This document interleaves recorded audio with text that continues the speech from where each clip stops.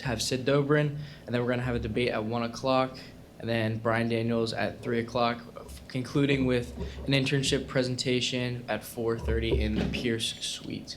So congratulations to our team so far, and let's see what they have to do for us today. Thank you.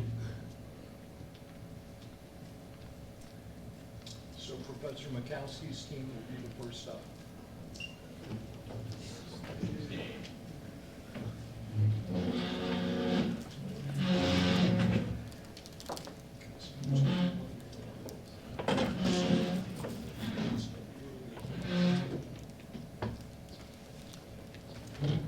Guys, we'll give the signal when we get.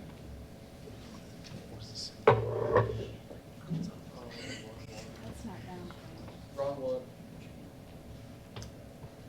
We can try to talk about that.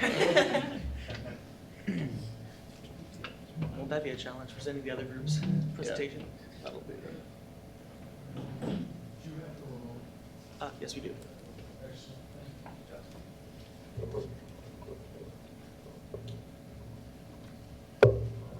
Good morning. My name is Stephen Harper, and I'm the CEO of BioThreads. The CDC tells us that every 34 seconds, somebody in the United States dies of cardiovascular disease. At BioThreads, our mission is to lower that statistic and other health-related statistics.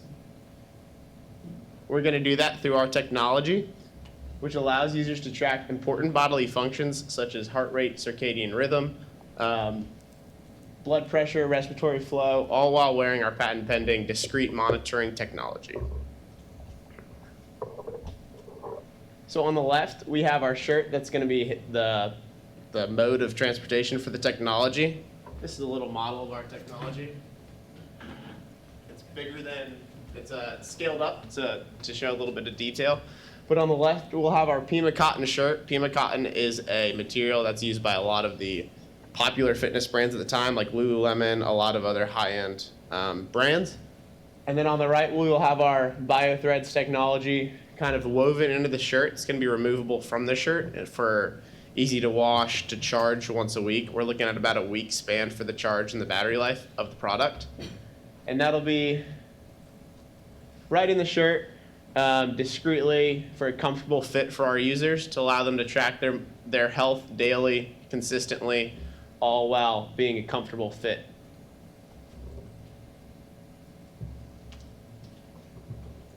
Good morning, Sharks. My name is Vanessa Luna, and I am the Human Resource Manager at BioThreads. I will be discussing our product and manufacturing location. We will be located in the city of Virginia Beach in a rural area, making it easy accessible for delivery and shipment trucks to enter and exit our facility. One of our goals is to expand our manufacturing locations and expand our shipping. Now, everybody knows with any product on the market, you need you need to know your target market, and especially being in an industry where you know it's expected to grow. Our industry for our product is expected to grow by 18.3% compound annual growth rate by 2026.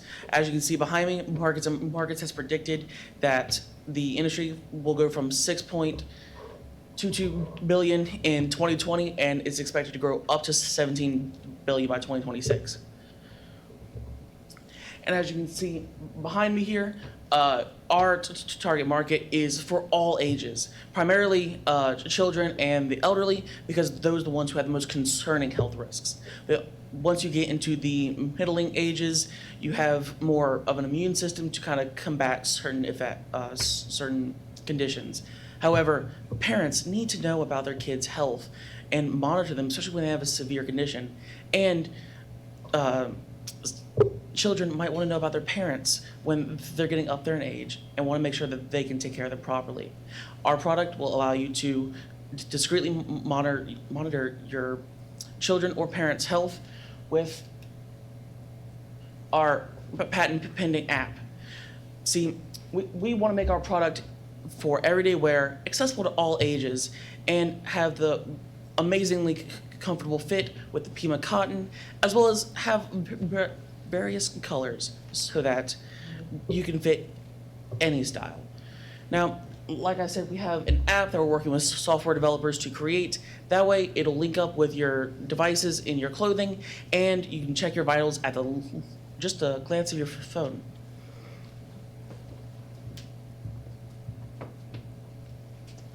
So like previously mentioned, we're going to be using Pima cotton.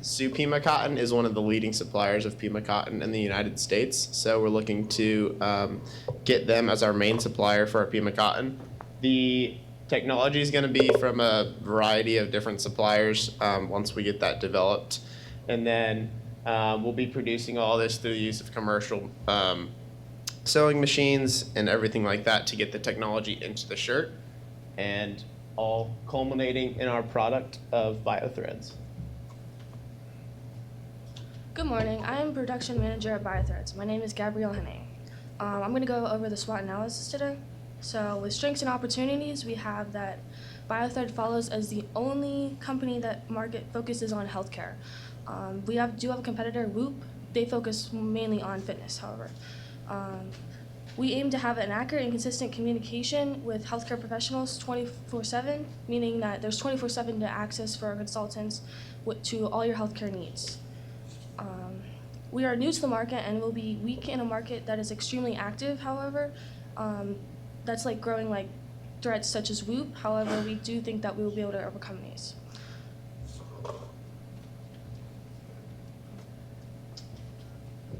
To go into more detail about our competition, Whoop, we have done some research, and we know that they sell their product for a $30 a month fee, which adds up to $360 a year, as well as they charge $40 to $150 per apparel. However, our company will only sell our product for a one-time charge of $180 per unit, as well as $60 for extra apparel. And the $180 includes the shirt and the discrete monitoring technology.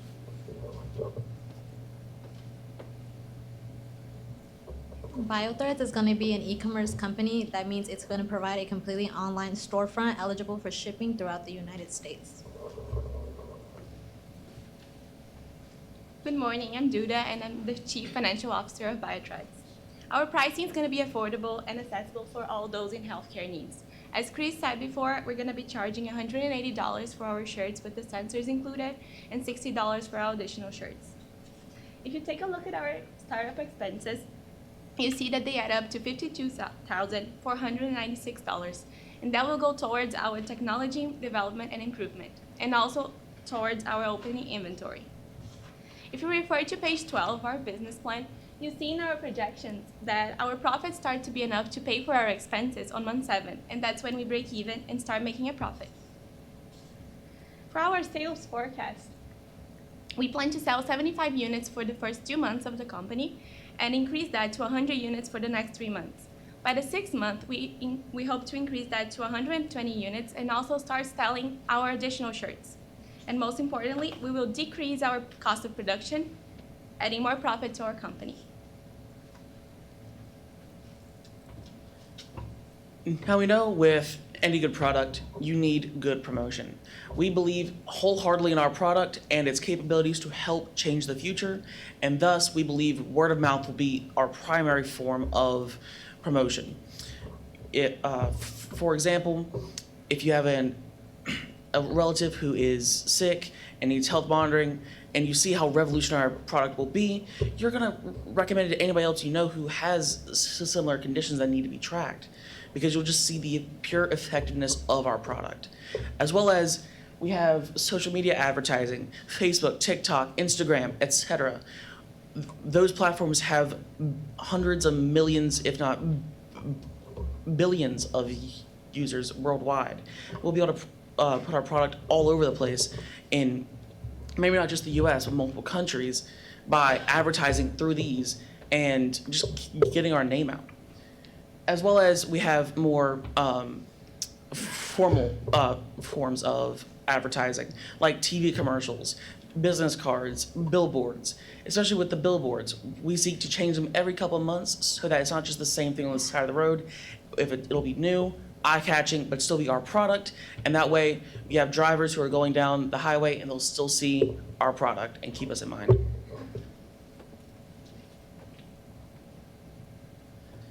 So Sharks, we're asking for $130,000 with a 3% stake in our company. This will allow us to cover all of our startup expenses and also have opening inventory through month 9. This will allow our company to grow, kind of reach what we're trying to do in the future.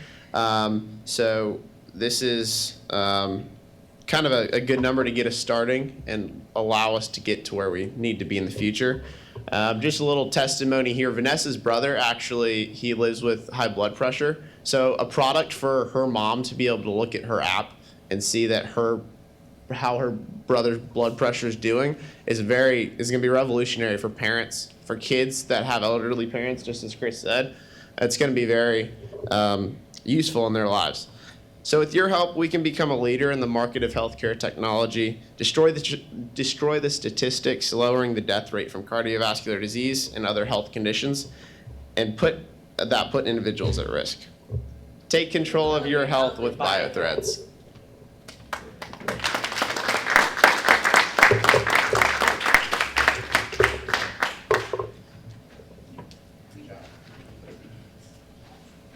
Any questions? Yeah, I'll start off. A couple of things. Great job again. In regards to just the benefits of it, meaning health and blood pressure, those kinds of things, and aiming at the young as well as the very old. Any thoughts of making it a product more for street clothes, or a product where the everyday person could actually use it as well? Because I've got parents that are very old, and I would like to know what they're doing on a daily basis. That would definitely be a way, but I don't know if I can put it in 3 years. Absolutely. So the initial idea for BioThreads is to be kind of an undergarment for for like regular wear.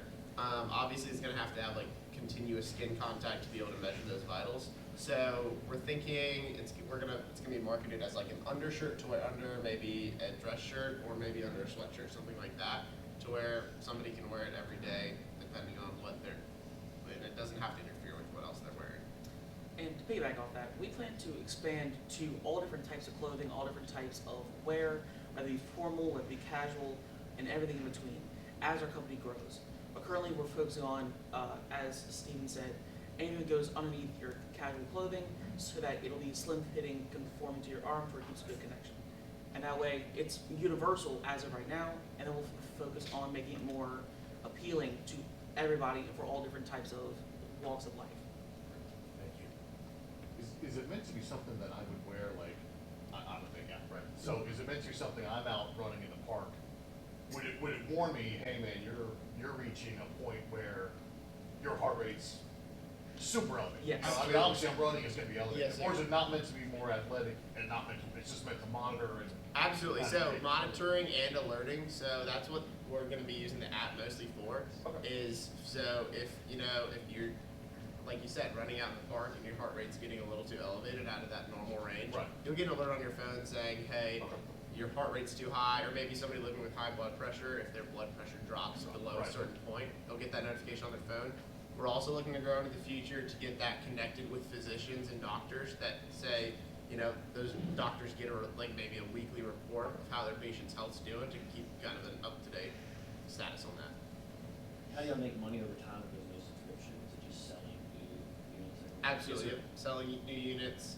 We're looking to then also, as previously mentioned, add the additional apparel in the future for $60. So you'll get that shirt and that sensor for a one-time purchase of $180, and then in the future, if we expand to tank tops and all that stuff, you can then change the sensors throughout the different shirts. And to continue further, like Steven said, you're only getting the technology with the $180 package, and thus, if you want to have multiple sensors just locked away, maybe you have one on you, one charging, then you'll need to buy 2, and that way we're getting an extra revenue from that, as well as, of course, we think this, like the target market slide said, this is an ever-growing field, and so we believe even as even though people will only buy 1 or 2 per person, we're gonna have so many people buying our product that we don't need a subscription like anybody else who's attempting to be on the market. What do you expect the lifespan of the device to be? I know you said about a week and then recharge. What do you think the lifetime? I mean, is it about a year? So in the current market, I mean, if you guys have an Apple Watch or anything like that, they, that 2-year range is usually a good range before. This is a technology that we're going to hopefully be upgrading consistently. And so even if we, release a product every 2 years, we're still looking at a very competitive price with somebody like Blue that still charges that $360 a year. I mean, we're looking, if we charge that $180 every 2 years, that's still $360 compared to the $360 for a year. So competitive price and it'll definitely, we'll make upgrades and improve our product. As the sensor changes, do I need a new shirt? Because the sensor will probably get smaller. Will not need a new shirt. Yes, sir. So the goal is to consistently have a similar fitting shirt. Yeah, exactly. That's right. Another thing we're looking to add in the future is a gyro sensor into the model. However, with small size, a gyro sensor tends to be more difficult to implement properly, and that way it'll detect if your loved one is falling down, maybe can't get up, and it won't register that same jostle as you just bumping into a wall. We don't want to send false alerts to our loved ones to let them know that, oh no, we're in trouble, when in actuality we just are living our everyday lives. Maybe don't know. I would, like, a lot of people have the diabetic thing that does would that interfere all with any of? No, sir. That's the goal. Right, yeah. Thank you. Thank you.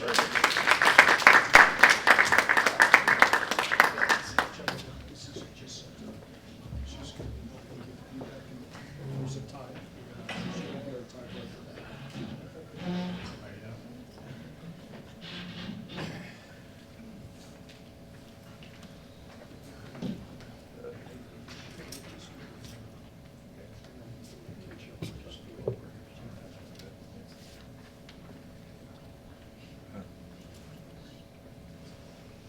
Yeah.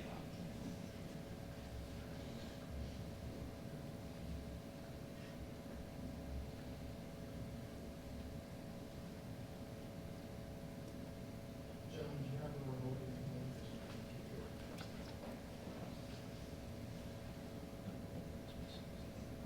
Shirts, whenever you're ready, please let us know.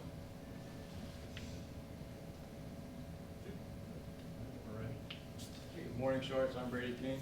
I'm Ryan McAdams. And we're Traffic Graphics. So we're seeking $300,000 for 20% equity in our company. And the problem with what we're doing with 81% of construction companies are having trouble with labor shortages. Companies need their workers to be hands-on instead of just getting paid $40,000 once to stay on the side of the road to hold a sign. So distracted workers or drivers cause dozens of accidents per year, result in flaggers getting injured or killed. So our solution is we created an automated device that will direct traffic and change signs, improve the safety of workers and drivers in construction areas, save construction companies more money over time as they can get the job done quicker with more hands-on employees. So this is just a visual. So right here will be where the battery, keyboard, and the handbrake will be to lock the wheels.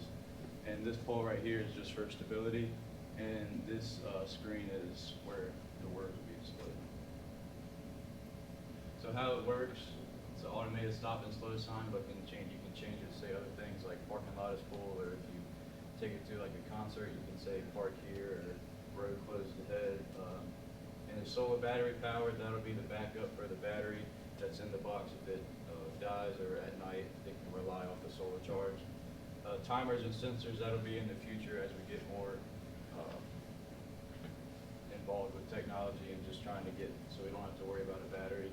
It's very sturdy and lightweight, as you can see right here. With the sturdy, you have these two poles that will kind of secure it on the ground from wind, and it's very easy to move, so you only need one or two. Our product will be both for sale and for rent. For purchase, it will cost $2,800 before taxes, which is better for long-term use, and it can be picked up or delivered. For rent, it's broken down between hourly, weekly, and daily prices, and those are for short time periods. It can be used for events, concerts, construction, and school events. The construction market in 2017 was estimated at about $1.5 trillion, and with a compound annual growth rate of 8.4% in 2022, it got up to $2.2 trillion. That shows the steady growth in the construction market and the economy, showing that our business will continue to grow with the business market growing as well. This is a graph showing the compound annual growth rate of 8.4% calculated from 2018 all the way through the year 2026. The construction industry was worth $1.36 trillion just in the US alone, and $17.5 trillion estimated in the worldwide by 2023. And as I stated before, as the world continues to grow, when we get larger cities, more people, more traffic, and bridges being built, there's going to be more construction and more safety for our construction workers. And our biggest competitors right now are Veermac and the flaggers being hired. So according to our calculations and research, our company is valued at $1.5 million. And our retail price is $2,800, with our production costs only being $850, which in turn making our profit margin $1,550. So you're probably wondering what we'd use future investments for. We'd use $200,000 of it for materials, $50,000 of it for a patent, $32,000 of it for exporting, $10,000 for marketing and social media, and $8,000 for a new website.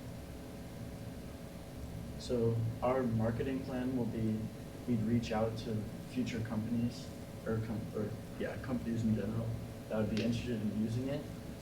And our main social platform is Twitter, and we're in the process of making a new website, as well as working towards a TV commercial. Now, our biggest competition, like my colleague Ryan mentioned, is Veermac, and their products sell at much higher prices due to their products being larger and bulkier, and due to their bulkiness and largeness, that it takes multiple people to transport their products to their customers, which, ours only takes one person. And their products are also one-dimensional. You'd have to buy multiple of their signs to say have different saying through your road. And they're also not based in the United States. So our future goals is to create a more friendly website for our users, and to improve profit margin and improve the quality of our product through research and development. And our final goal is to work towards a government contract. All right, Sharks. The $300,000 for 20%. Help us safely direct traffic by investing in traffic crashes.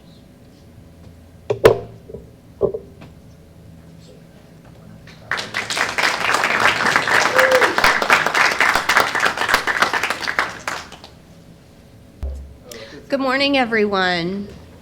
Thank you for having us. My name is Jody. I'm the loyalty manager at IKEA. And with me today is Caitlin. She is the communications and events specialist at IKEA. And we're here today to talk to you a little bit about IKEA, who we are, where we came from, and some of our main focus areas.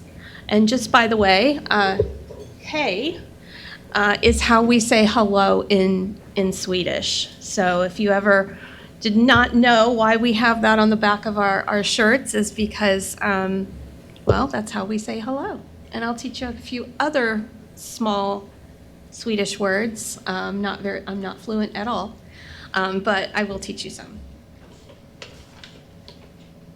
So let's first start off with who we are. We are fascinated by life at home. We are a global home furnishing company reaching millions of hearts and homes all over the world. We are fascinated by life at home. That's what makes us IKEA. We are constantly learning how people make their life better in their homes, and our goal is to assist them in making their lives better at home and safer so that they can thrive there.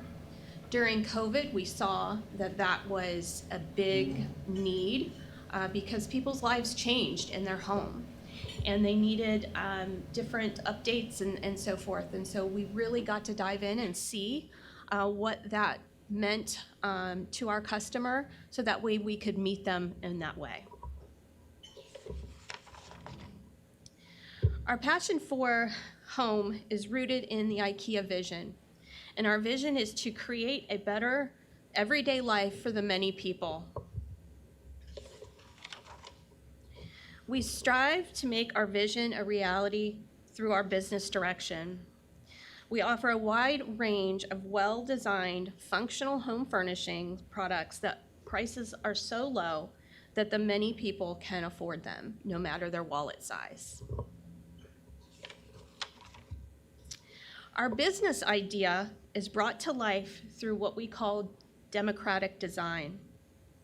Democratic design is the way that we design products to meet 5 dimensions in form, function, quality, low price, and sustainability.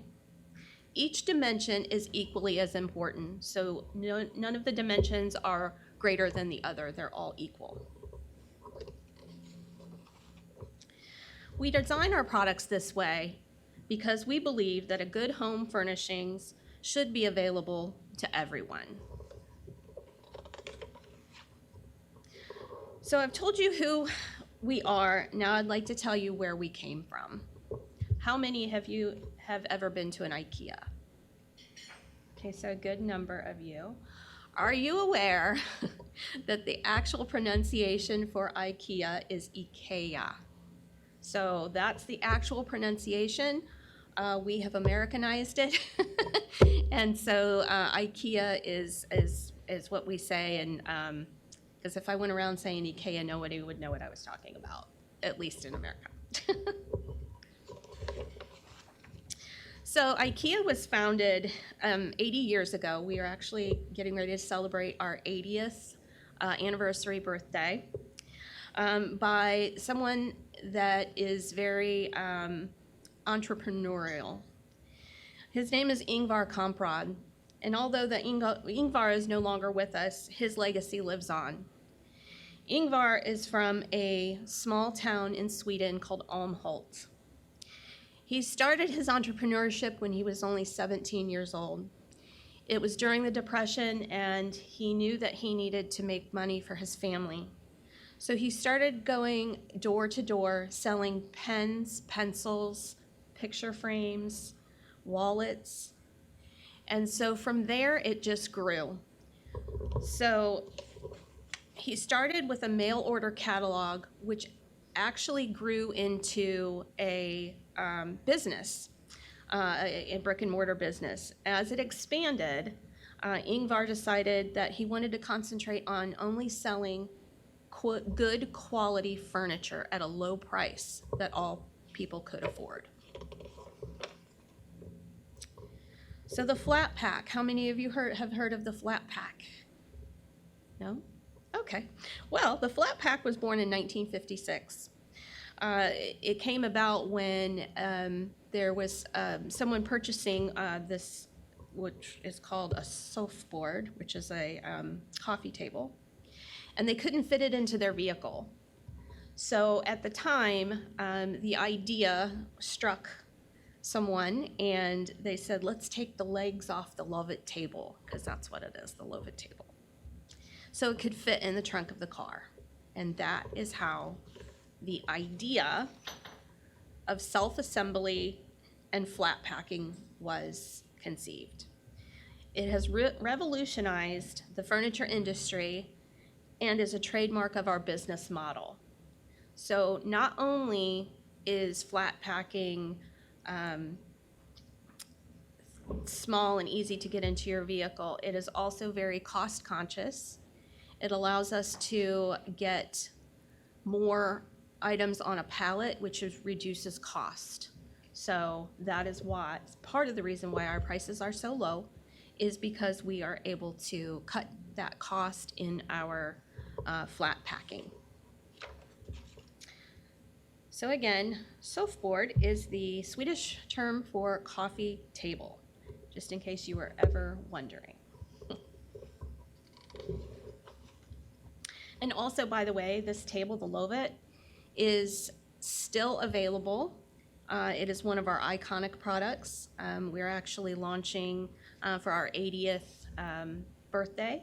We're launching some iconic products in different colors, and so this one will be available in some fun colors. But it is now called the Loafbacken, so it is available at our store. So how did IKEA or IKEA get its name?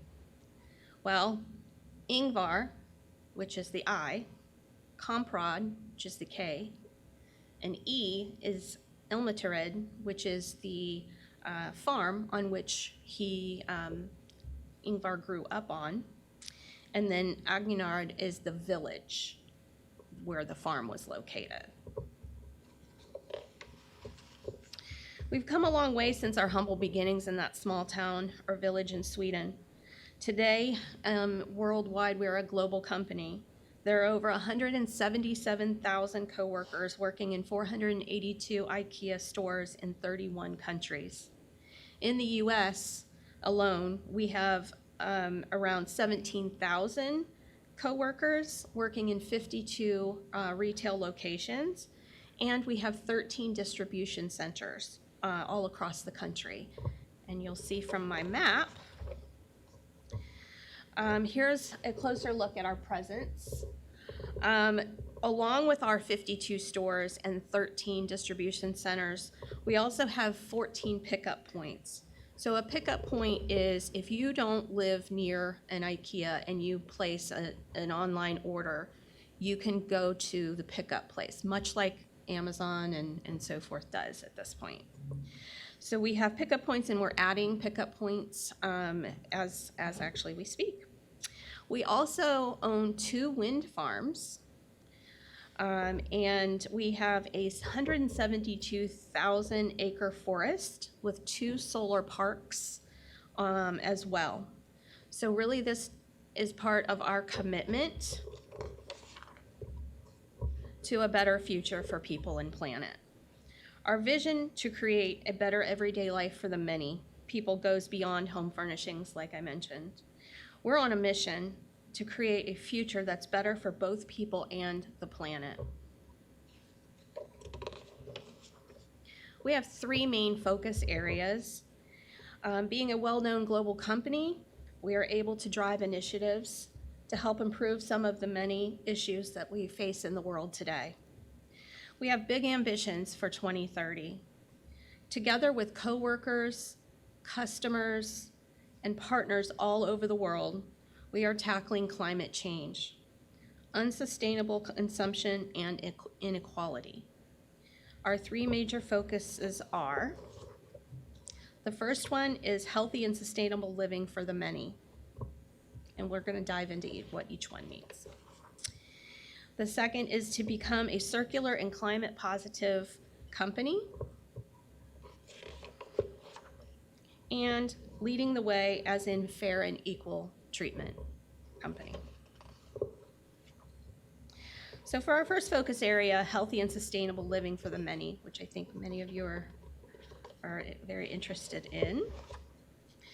Our ambition is to inspire and enable people to make sustainable choices every day and to make it easy and affordable for them to do so. We have a wide range of products and solutions that can help people save money and the planet without ever leaving their homes.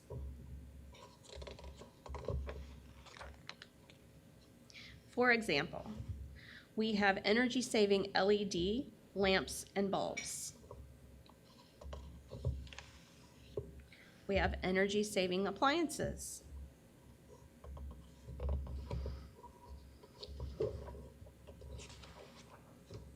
Water-saving faucets. This one's a pretty neat one. It's got a sensor to it. So if you put your hand up, it turns on, and then it'll turn itself off. So less water waste. And also energy-saving blinds. So these blinds help reduce heating costs. We also have many different waste sorting solutions to make recycling simple, because we know that that can be a daunting task sometimes when you're thinking about what you're recycling and where do you put that recycling and so forth. So we want to make it easy for you. So at IKEA Norfolk, we have well, we have lots of recycling initiatives, but just a few are, this photo right here is taken on our dock. So that's just a small glimpse of the recycling that happens there. So outside of the store, we have like a wood and metal recycling. Inside, it's more of plastic, glass, paper, cardboard. And then throughout the store, we have recycling bins for our customers as well to use, which they can throw away their trash, bottles, cans, and plastic. And then if you have light bulbs, incandescent bulbs that you are trying to unload and you don't know where to take them, please bring them to us. Any batteries that you have that you don't know what to do with, please bring them to us, and we can recycle those for you. This recycling, which is in the third picture over on this side, is located in right past our cash registers. And so you can come in and just drop them off. Food storage. We have lots of food storage options to help reduce waste.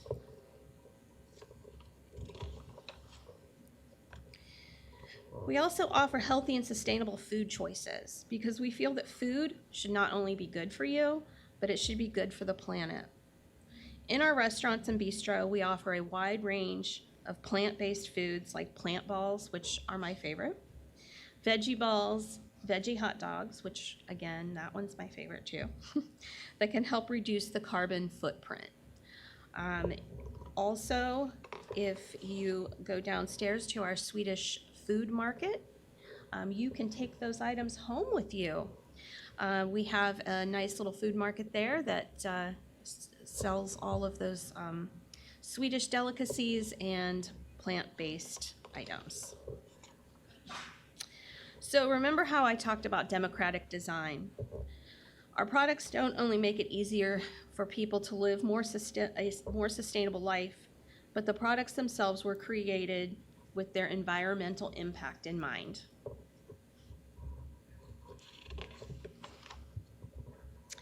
Concerning our second focus, which is becoming a circular and climate positive company.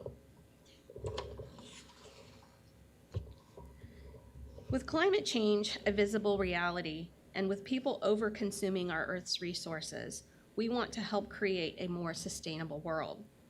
Here's a selection of our ambitious commitments. We aim for 100% of our home deliveries to be made using electric vehicles or other zero emissions in all 30 of our retail countries by 2025.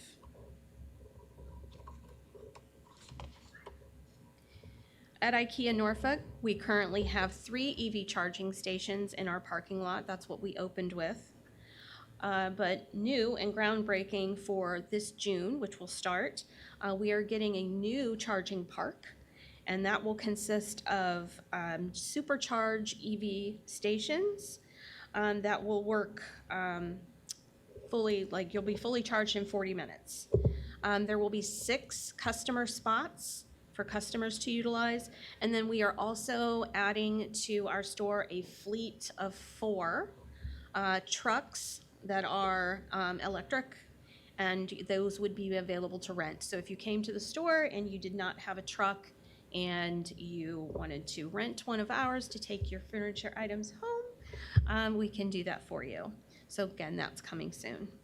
And that will be in addition to the current 3 that we already have. So we'll have a total of 9 for customer use.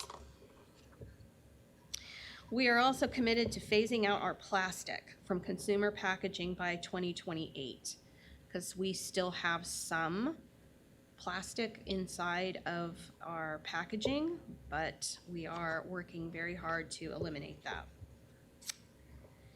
So we are committed to only using renewable and recycled materials in our products by 2030. So as you'll see, this is bamboo, which bamboo is a tree, not a grass. It grows in a variety of environments. There's no fertilizer or irrigation that needs to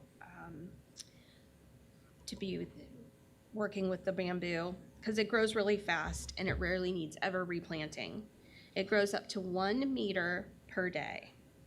There are over 1,200 bamboo species in the world, but don't worry, the pandas don't eat the kind that we use, so they're safe. At IKEA Norfolk, here's a few of the things that we have available for us. So the picture on your, well, it's my left, your right, is our box making machine. So it's like a big CNC machine, if you know what that is, but it's really super cool. It makes boxes. So if we get something in and the box might be damaged, or if it's returned and the box was damaged, we can make our own boxes. So it's just super cool. And then speaking of cardboard, we recycle cardboard. Currently, Norfolk IKEA recycles 20 tons of cardboard per month. So that's a lot of cardboard. We also have a plastic baler as well, so we package that for recycle as well. We aim to be powered by 100% renewable energy across our operations and our direct suppliers by 2030.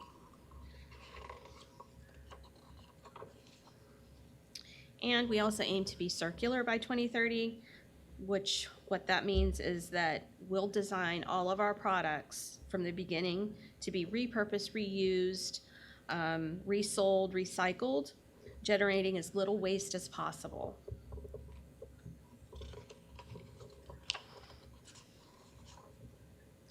Commitments like this are not new for us. We've aimed to balance our economic growth with environmental protection since before it was commonplace for companies to do so. Here are some things that we're proud of. We have been plastic bag free, I should say, since 2008. We encourage our customers to bring their own bags, or they can purchase a reusable bag from us. Pictured is our iconic frock bag. Our whole lighting range has been energy efficient since 2015. Cotton and wood are our two biggest raw materials used in many of our products, and we ensure that they are sourced and used in a sustainable way. In 2015, all the cotton we use comes from more sustainable sources. IKEA and the Wildlife Foundation established the Better Cotton Initiative. The Wildlife Foundation is aimed at making global cotton production better for people and planet, and that is why we partnered with them, because we are equally aimed at doing so.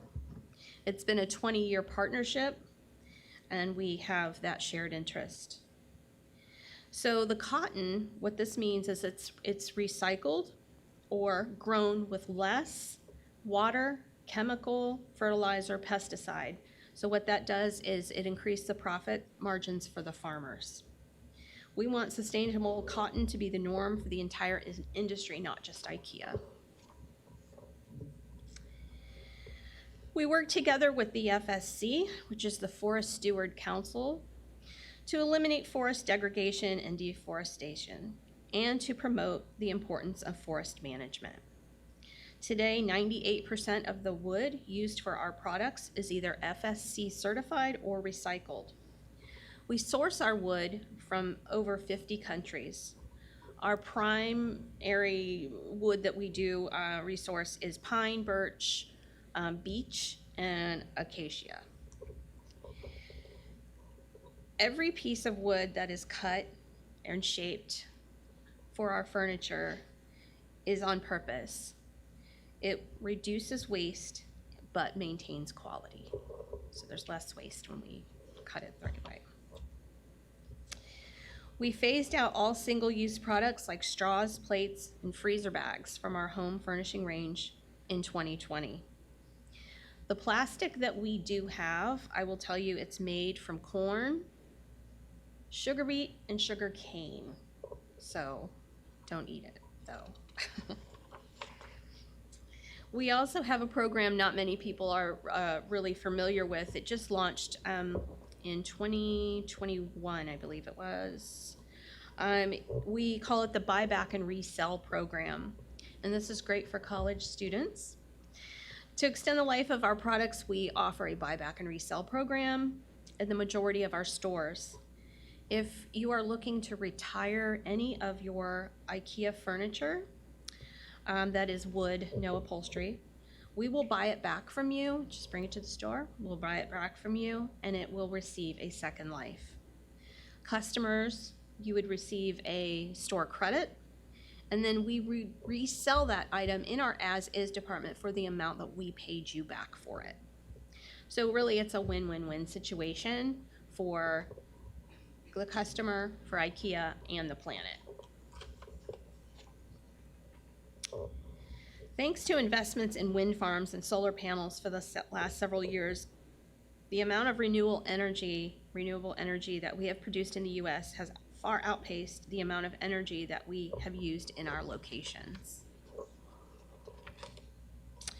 IKEA Norfolk. IKEA Norfolk has a 180,000 square foot solar array. At the time of construction, it was the largest solar array in the whole state of Virginia. There are other solar arrays out there that might be as large, however, they're not on the rooftop. So ours is different because it is on the rooftop. It produces 1,743,000 kilowatts of electricity for the store, which is equivalent to reducing 1,233 metric tons of CO2, which equals emissions of 262 cars, or providing electricity for 215 homes yearly. And we will sell back to the grid. So whatever we do not use goes back to the grid. It's quite impressive, so if anybody ever wants a tour, please let me know. So our suppliers. We want to make sure that every coworker is treated fairly and that our environmental standards are met when products are produced.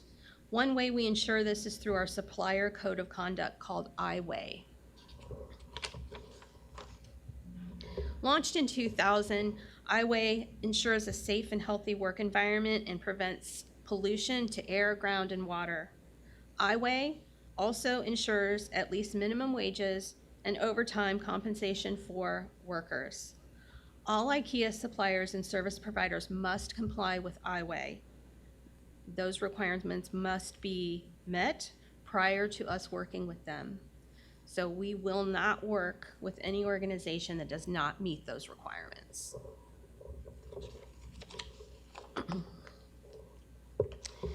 Our community. We take responsibility to create a better life for every day, seriously, in the communities where we are located. That is part of what Caitlin and I do at our store, is community. So we have gone in, especially during COVID times, and provided over $30,000 worth of items to help those in need, the homeless population in our community. We have done pajama jams, which is a pajama drive for children. We've done food drives. We've just done a lot of things to help our community live a more sustainable and better life. IKEA partners with local officials and charities to identify how we can put our products and home furnishing expertise to good use for undeserved members of the community.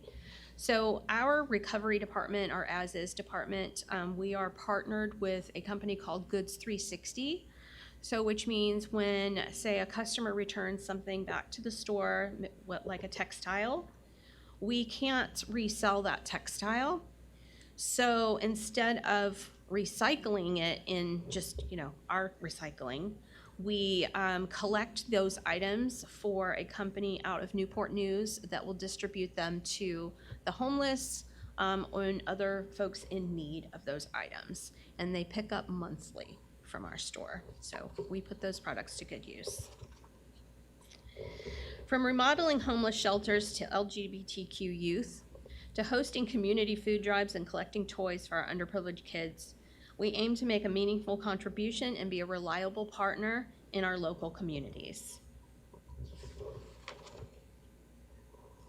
So the IKEA Foundation. So this is what people find interesting about us. So when Ingvar was getting older and realized that he wasn't going to be able to look after his company the way that he had been, he decided to create the IKEA Foundation. So he gave the IKEA retail to the foundation. So the foundation is a nonprofit. So essentially we are a nonprofit. All of our profits go back into community, climate, and so forth. So people don't realize that we are a nonprofit. But the IKEA Foundation does so much more. Globally, the IKEA Foundation is committed to improving the lives of vulnerable children by enabling families to create more sustainable livelihoods and to cope with climate change. Through grant making, the IKEA Foundation works with their partners to help the people and communities with the fewest resources build livelihoods and support their families. So the foundation went into a refugee camp in Africa and found that the conditions were horrible. I mean, you know. So the average person that lives in the refugee camp is there for years, not just a few days or a few weeks. They're there for years. They had no electricity. The foundation went in and put solar panels so that they could have electricity. So that is just one example of the work that the foundation does. The profits from the IKEA profits from our IKEAs give the foundation resources. And thanks to our dedicated coworkers and IKEA customers, IKEA has provided millions to the IKEA Foundation over the last years. Ingvar said something very profound. He said, "Most things still remain to be done." Back in 1976, Ingvar said, "Most things still remain to be done, a glorious future." It was his way of saying that a company that feels like it has reached its goals will stagnate, and that happiness comes from constantly redefining the goals and striving towards them. So how can we do it better and have a better tomorrow? Most things still remain to be done.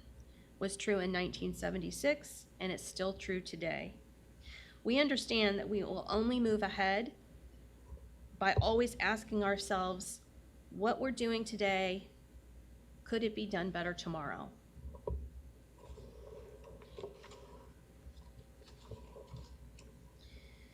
We are very proud of the company that we work for, and we are very happy to say that we are constantly on our way to a glorious future. Tack, that's how we say thank you in Swedish. Thank you.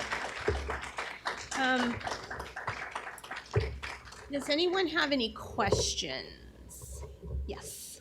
Talk about this at the very beginning of your presentation, Mm-hmm. but you said that IKEA currently owns solar farms and forests in America. Yes. Are these properties being used for revenues, just selling energy to the power grid and using the forest for lumber sustainably, or are they just there for preservation? Kind of both. Yeah. The most recent purchase of land in Florida, that forest was demolished by forest fire, so that's a preservation effort. So it really depends on the property. Yeah, just like, so when we were negotiating the land parcel where the store is located now, full of trees. And so we recognize that if we're going to go in and take these trees down, then we need to give back. So we partnered with the Botanical Gardens and granted them $100,000 to replant some endangered longleaf pines that were on the verge of being, extinct. So We will do things like that as well when we know that we're causing. So it's also as an offsetting measure. Yeah. Okay, gotcha. Mm-hmm. Right. No? Yeah, go ahead. Is IKEA currently unionized? If so or if not, what's the current situation of your labor organization? As a whole, no, we are not. We are not unionized. Our labor situation, in referring to like Just like workers' rights and that kind of thing. Oh, yeah. We make sure that we are compliant with EEOC, anything dealing with the coworkers. At IKEA, our coworkers are treated very fairly. So, like, we are very into diversity and inclusion. We believe that you should come to work and be who you are. If you want purple hair, you should wear purple hair. If you want tattoos, you should wear tattoos. Whatever it is, whatever you are, whatever you represent, we want you to bring that to work with you. Yeah, obviously IKEA's a better place to work than like Starbucks in terms of unionization. See how you're so proud of your company. Yes, we are very proud of our company. We have lots of the benefits and so forth for our coworkers. So as a result, we rarely have openings, which is a good thing. So we didn't go through the Great Resignation during COVID at all. So we're very proud to say that we have been able to keep our workforce at its ultimate. Yeah. You mentioned the buyback program. Yes. Just go over that briefly again. Yeah. So we have, if you are, well, to take advantage of the program, you must be part of our loyalty program, which is free. Our loyalty program will save you 5% in store. It is not a credit card, just want you to know. It is just our way of rewarding our customers for coming into the store. But in terms of the buyback program, we have like a list on our website of items. So say you have a Billy bookcase and you've had Billy for, 10 years, and you want to bring Billy back. Bring Billy back to the store. Our recovery team will take a look at the item and give you fair market value. And so you will get a store credit for that. So if you bring it back and they give you, $30 for it, they'll give you a store card.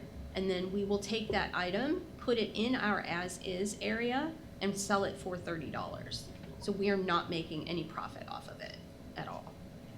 So, yeah, it's a great idea for college students because at some point you're not going to take all that stuff with you. So why not get some of your money back? Yeah.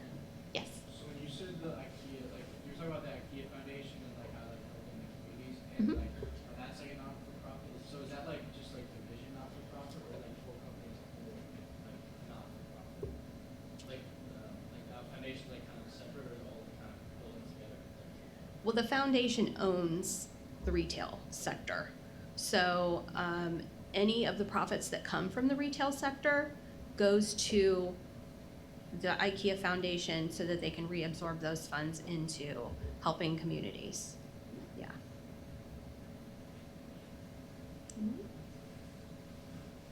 We also have this really great book. It's online, IKEA.com. It's called Us and Our Planet.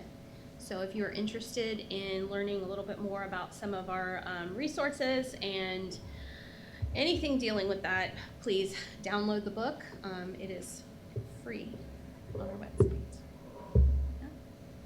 Obviously, social media is key to maintaining revenue and consumer investment into the brand. Have there been specific instances of specific products massively increasing in volume and sales due to social media? Yes. Yes. Yes. It. There was a tote bag that Yes. was really popular for travel about a year ago, Mhm. and it in the U.S. stores couldn't keep it in stock. As soon as it was coming in, it was going out the door. Yeah. And that was from a TikTok video. Yeah. Something was like the blahage that Mm. sold really well because it was associated with the trans rights movement, right? Mhm. So that was also a cool thing. Yeah. Yep. We had lots of people coming in for that shark. Yeah, and it's all based off TikTok or some other social media platform. When something gets popular like that, it takes off like wildfire, and we just hope we have enough in the store. Yeah. And we also have like one of our room settings with a mirror is really popular selfie spot. So we see that too of people interacting in the store and using that on social media as well. Yeah. Yeah, so if you haven't been to IKEA, you need to come check us out. It's very fun and interesting. The average person, by the way, stays in our store anywhere from 3 to 4 hours. Yeah. To be fair, it is a lot. Yeah, we love it. Like a Costco. Yeah, the warehouse is kind of like a Costco, yeah. And so your position is? I am what they call the loyalty manager, which is basically the marketing manager at our local location. So Caitlin and I are a team. We work together. She's in charge of events and communications, and I am in charge of like customer analytics, community efforts. We both kind of partner with that, but yeah, we have lots of fun, and we are able to give back to the community, which we love. We just did the Boys and Girls Clubs of America just opened up 2 new locations in downtown Norfolk, and we were able to fund for them through our sustainability efforts. In our service office, we were given the funds to furnish the areas that they needed to have furnished in both locations. So we know that what we do is going to create a long-term impact for those kids. So that's just kind of one small little example of what we do. So have you been there since they opened, or did you get transferred from another IKEA? No, I've been at this location when we opened, so prior to opening. So I've been with them for 4.5 years. Yeah, there's lots of tenure in our store. They came from other IKEAs to help do the build up. So yeah, we have lots of people that really care about coworkers and people and planet, and yeah, so we're very fortunate. Yeah. Thank you.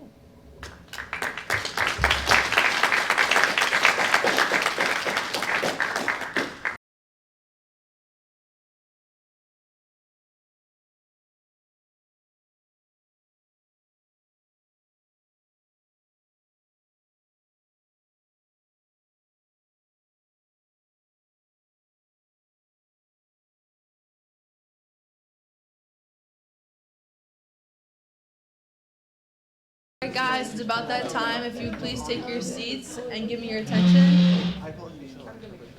I would also like to take this time to give a friendly reminder that if you start nodding off during the presentation, not that you will because these people are very interesting, please stand up and sit in the back because it's rude to nod off during presentations. Okay, so with that being said, this is Meg Garrett and her team, and they're going to talk to you about their book.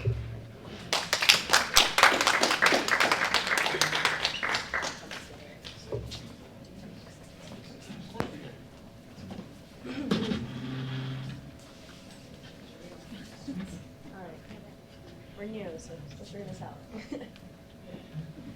There we go. All right. My name is Lucia Morton. I'm Bryce McBride. I'm Meg Garrett. I'm Morgan Sutton. And I'm Michaela Boone. And we are a group of students from Kempsville High School. We recently self-published a book, and we're co-founders of the World Play LLC. So our product was kind of created for children in the ages of, the grades of 2nd to 4th. We focus on sustainability, trying to create this resource for students that dilutes some of the bigger concepts. We feature fun, lovable characters. We have a couple puppets that we bring to students when we do our readings. And then we present the readers with choices through like a choose-your-own-adventure style book. So just to kind of overview what we're going to talk about today, we're going to go from where we came from, how we came to be, why we picked up this project, and then kind of move on to why environmental protection and where we're going with the book. So first, let's dive in with how our book came to be. So our freshman year, we were faced with picking a strand in the Entrepreneurship and Business Academy, our choices were corporate finance, BIT, and entrepreneurship and innovation. We all chose entrepreneurship and innovation, and eventually, our sophomore year, we were faced with the world of Zoom. We didn't really know each other that well. We were kind of just hiding behind screens, and we got lucky enough to be put into a group together. So we were tasked with finding problems that we wanted to solve, and so we decided to focus on the environment. And with that, we decided to come up with a children's book. So this is our original business model canvas. We decided to figure out things such as what our target audience would be and how we would reach them, things such as advertisements on YouTube and who we wanted to sell to and just things like that. So we took surveys. We asked people if their younger siblings would read books that had to do with the environment, what made a book interesting, and just overall who would read these kinds of books. So we wanted to figure out how to reach our audience, so we decided to make social media accounts on Twitter and Instagram, and then we also have a website with our book linked. These are our original drawings. We wanted to go the more choose-your-own-adventure kind of route, and Lucia is an artist, so she kind of drew some things up to give us an idea of what we wanted it to look like. And eventually, we started exploring what we wanted our logo to be, and on the very end is what we decided. So our first year with WorldPlay kind of ended with this thing called Pitch Night. If you're not familiar with what it is, it's very similar to Shark Tank, where we have a series of investors who sit up there and they ask us questions and they grill us after we're done with our presentations. But in this class that we take that Michaela was talking about, we prepare for these presentations all year. We kind of come up with a prototype, and then we're supposed to be able to demonstrate it on stage. And in that is a little bit of the cost analysis and all of that. So Pitch Night 2021 was at the Hilton Main in Norfolk. It was the very first time that Kempsville hosted it off campus, so this was super exciting and super scary as well. It was a huge crowd. It felt like a big stage, and it was also live streamed too, so that was a whole new thing. But it was very exciting. We did a lot of team bonding stuff to prepare for this event, a couple face masks and whatever during the event. But it was really fun to be able to finally put our idea out there. So this is kind of like a super basic abstract summary of our costs and what we were asking for. So we initially came out with an asking of $1,500. Startup costs weren't that much, but the result was a $5,000 grant from the investors to kind of kickstart our business and do prototyping and to do a bit of marketing. So we were really excited about that. We got a huge bonus from what we were originally asking for. So it was really fun. And those investors and the other people we met at that event have served as incredible mentors throughout this. So that was super exciting to kind of understand how to work with mentorship. So yeah, we'll go on to Kendrick's now. Yeah, so after the $5,000, Pitch Night is at the end of our sophomore year of high school. So with the fund, any team who wins funding at Pitch Night gets enrolled in a class called Accelerator their junior year of high school. And that's when they get the opportunity to take the funding and produce the product that they had. So we originally, Lucia was going to illustrate ours, but unfortunately, life happens and we're all very busy. She was actually in another strand than us, so she spent half the day at the Advanced Technology Center. So we didn't see a whole lot of her. So we ended up following our mentor's advice, and we outsourced our illustrations on Fiverr. So our illustrator is actually from Indonesia. And these were on the right, my right, is the original character design that we sent him Lucia's original little doodles. And then he came out with a character for us. Her name is Libby and Sandy the Seagull. And we felt that Libby was a little bit too young. We wanted her to be relatable. She looks kind of like a toddler with the overalls.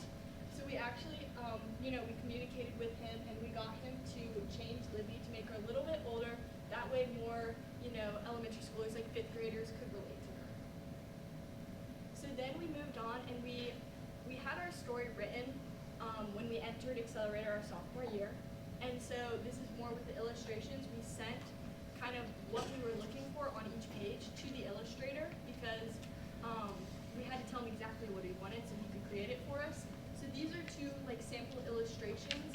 In the bigger image that features Libby, it's actually her making a choice between, she's making sandwiches to go to lunch, to have lunch on the beach, and she's making a choice between plastic bags and Tupperware. And so we ended up later having him edit that so that she was holding the two containers, so the reader would have a clearer image of what was being portrayed. So once we had the colored illustrations and everything, we put the text on ourselves. My mom is a graphic designer, so we used her to actually put our text and format it. She made all the text boxes. And so this series of images above shows kind of like a little bit of our story. As you can see, it's a similar pages in the book. And so she starts off, that's our story page. That's where she's actually presented with the choice of, should I use the container or the plastic bags? The page that follows is Sandy DeSiegel giving her information to help her make a better choice, like to tell her why plastic bags aren't as good. And then the resolution page is the last one, basically her affirming to the reader, this is what I chose and this is why. And then also in the back, we wanted our book to be like interactive as well. So the back matter is kind of after the story wraps up, we have a couple extra pages. One is vocabulary because we want our book to have a nonfiction element. So we wanted to make sure we defined keywords for our readers. And then the other is there's a phrase that Libby says quite often in her book when she's faced with the choices, and it's pickle sticks. And so we wanted to give the reader a little game that they can make their own version of pickle sticks. So we gave them a choice of words, and they can put the pair together and make their own little word. This was a great add-on. A lot of our supporters from around the district have loved a little bit. Like our academy coordinator, her daughters are saying it all the time. Yeah. So that was really fun. So we also hired an editor. Since we had already had all of our stuff written and laid out before we kind of went into this process, we wanted to make sure there were no grammatical errors, that it was going to be at a comprehensible level for second through fourth graders and etc. So we did hire a professional editor, and they made sure like our punctuation was good, word choice, etc., and then made sure that the perspectives all made sense. So we're published through Amazon and also Ingram Spark. We're also listed to buy the book on Barnes & Noble, but we didn't technically publish through them, so you could buy it there or those other two, as well as our website. Oh, and Mocha. And then some of our additional Amazon reviews when we first listed the book on Amazon are that it was informational and that it was helpful to their kids, that they loved the characters, and they found it super relatable, and etc. So about 2 years ago, in the heart of Virginia Beach in Town Center is the Hive Business Center, and we were invited to their grand opening where we presented our business and had a table. Also, a little bit after that, we had the Ignite Business Series pitch competition, where a bunch of, it wasn't just businesses from our school, it was some local entrepreneurs who came, and we fortunately won first place and got a mentorship worth $7,500 at the Hive. We also went to Point of View Elementary School and read the numerous classrooms, which we used that to figure out which grade level would work best for our book. And around this time last year, we had the Earth Day event at Kempsville Elementary, where we had like around 4 or 5 stations of different games and fun activities for them to learn about why it's important to keep our Earth safe. We also have sold our books at the St. Matthew's Carnival, and they have a bunch of games and like carnival rides and tables, and that was just a wonderful experience for us. Yeah, and so I know this is a business conference, so we also wanted to touch on our numbers. We were originally funded $5,000 at pitch night, and our amazing mentor, Mr. Benjamin Equitan, actually gave us an additional $500. And so from that money to create our book, to promote it, what we've spent on advertising and all those things, we've spent $3,800 of that, and then so we still have initial funding remaining that we have been using to continuously promote our book and try and get it into more stores. And our profits to date are $1,814.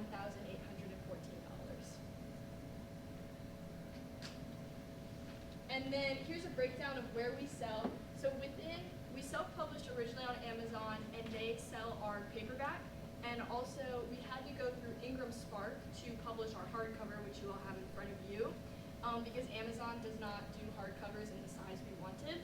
And so they're both now listed on Amazon, and publishing through Ingram Spark allowed us to get our book in Barnes & Noble online, as well as we sell in person at events like carnivals and things like that. So kind of just to go over why we picked the environment. When we were originally forming our team, each of us kind of had a different direction that we wanted to go in. But we found that working with students was kind of our most exciting part of this business. We were really excited to kind of reach out to both our siblings and like other younger students within the community to share these sustainability topics that we've been learning over the past couple of years. Each of us have kind of worked in a lot of team environments, whether it's sports or it's student government or leadership. So we're really interested in kind of showing students what that kind of mentorship looks like, as well as giving back to our elementary schools with the readings and all of that. But yeah, that's where we're at. And to add on to that, we really wanted, like, kind of our mission when we wanted to solve like this overarching problem of pollution was that we know you can't pick up every single piece of trash in the world. That's just not feasible. So we figured if we can help educate future generations, like having our book out there for younger kids and doing these live readings, doing the Earth Day event, we had like a bingo, we had coloring with bookmarks, we had them make like flowers out of like cupcake wrappers just to get them thinking, think green, because we want to be green today so they can be green tomorrow. Thank you.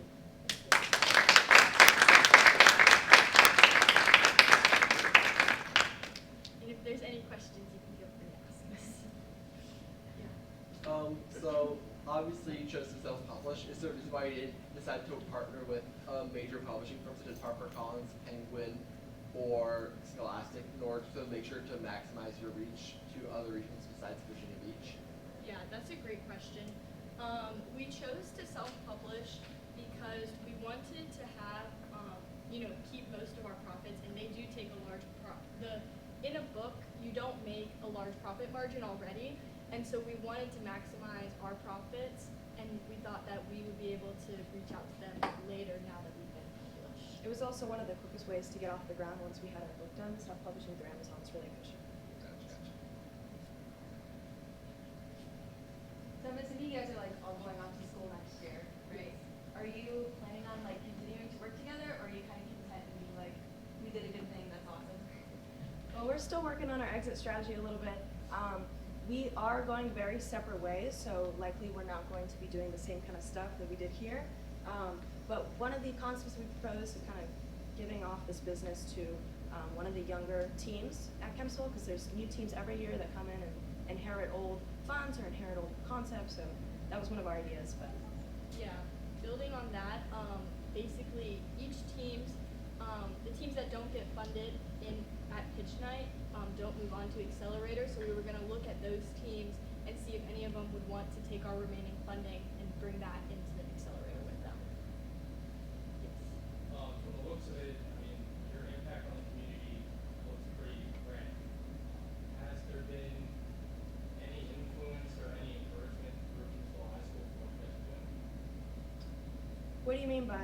Like, as the schools a lot, you guys encouraged or influenced anybody throughout the school on what you guys are doing? Well, I guess with the school directly, we've had a lot of opportunities to present our concept just in like little fairs that we have at the school. So we had this one invited student, what is it called at the beginning of the year? The academy Yeah. orientation night thing. Yeah, there's an orientation night where accepted students come in and they like tour all the other businesses. So we have an opportunity to show what we've done with the EBA funding or with this whole program.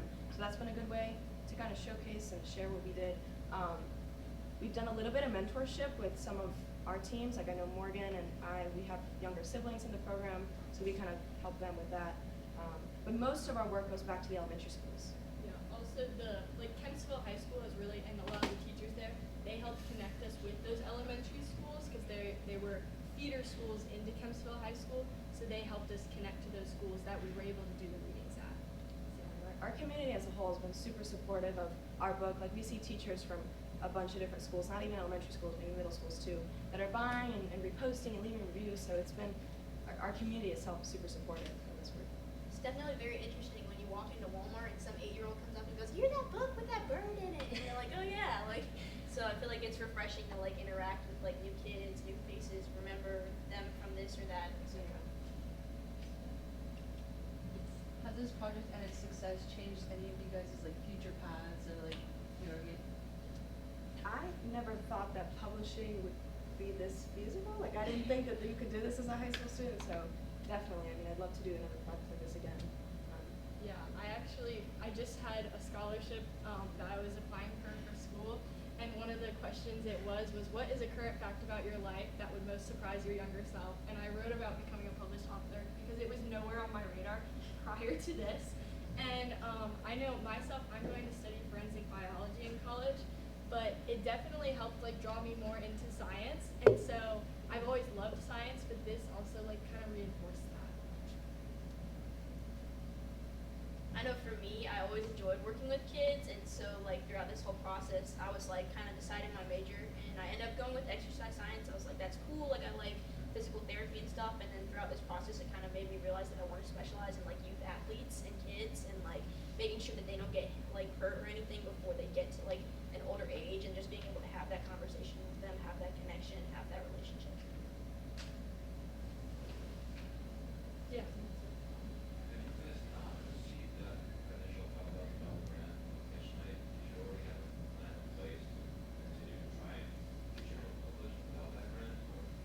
Yeah, so there are a lot of teams that if they don't make the funding, they actually fundraise themselves. They ask for family and friends for donations and stuff. And I think that we kind of always believed that we were going to do it. Like I know it was my goal to like hold a giant check at pitch night. I was like, there is no other way. I'm not leaving here without a giant check. But I mean, I don't know. We never really thought about it. There was also a little bit of like competitor analysis that we would do to make sure that our pitch was up to par, to make sure that we were, staying in that spot. So, we probably would have tried to continue and do the fundraising on our own because we had so much support, but our focus was all on getting that support off the bat. So,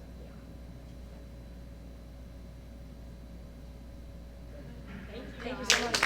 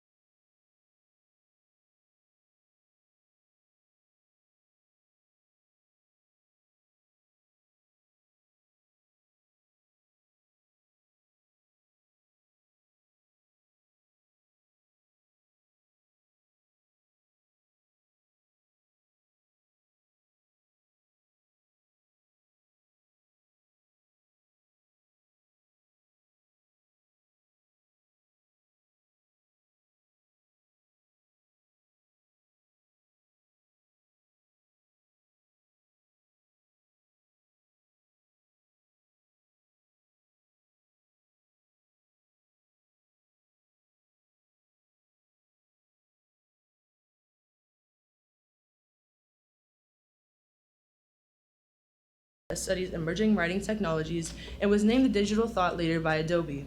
Wow.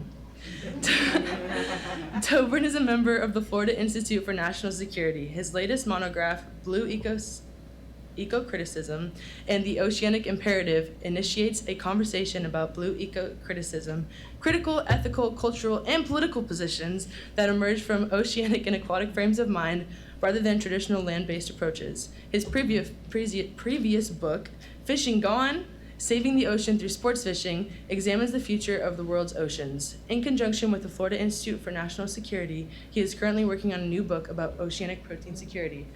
So Dobrin, if you want to make your way, let's give him a warm welcome.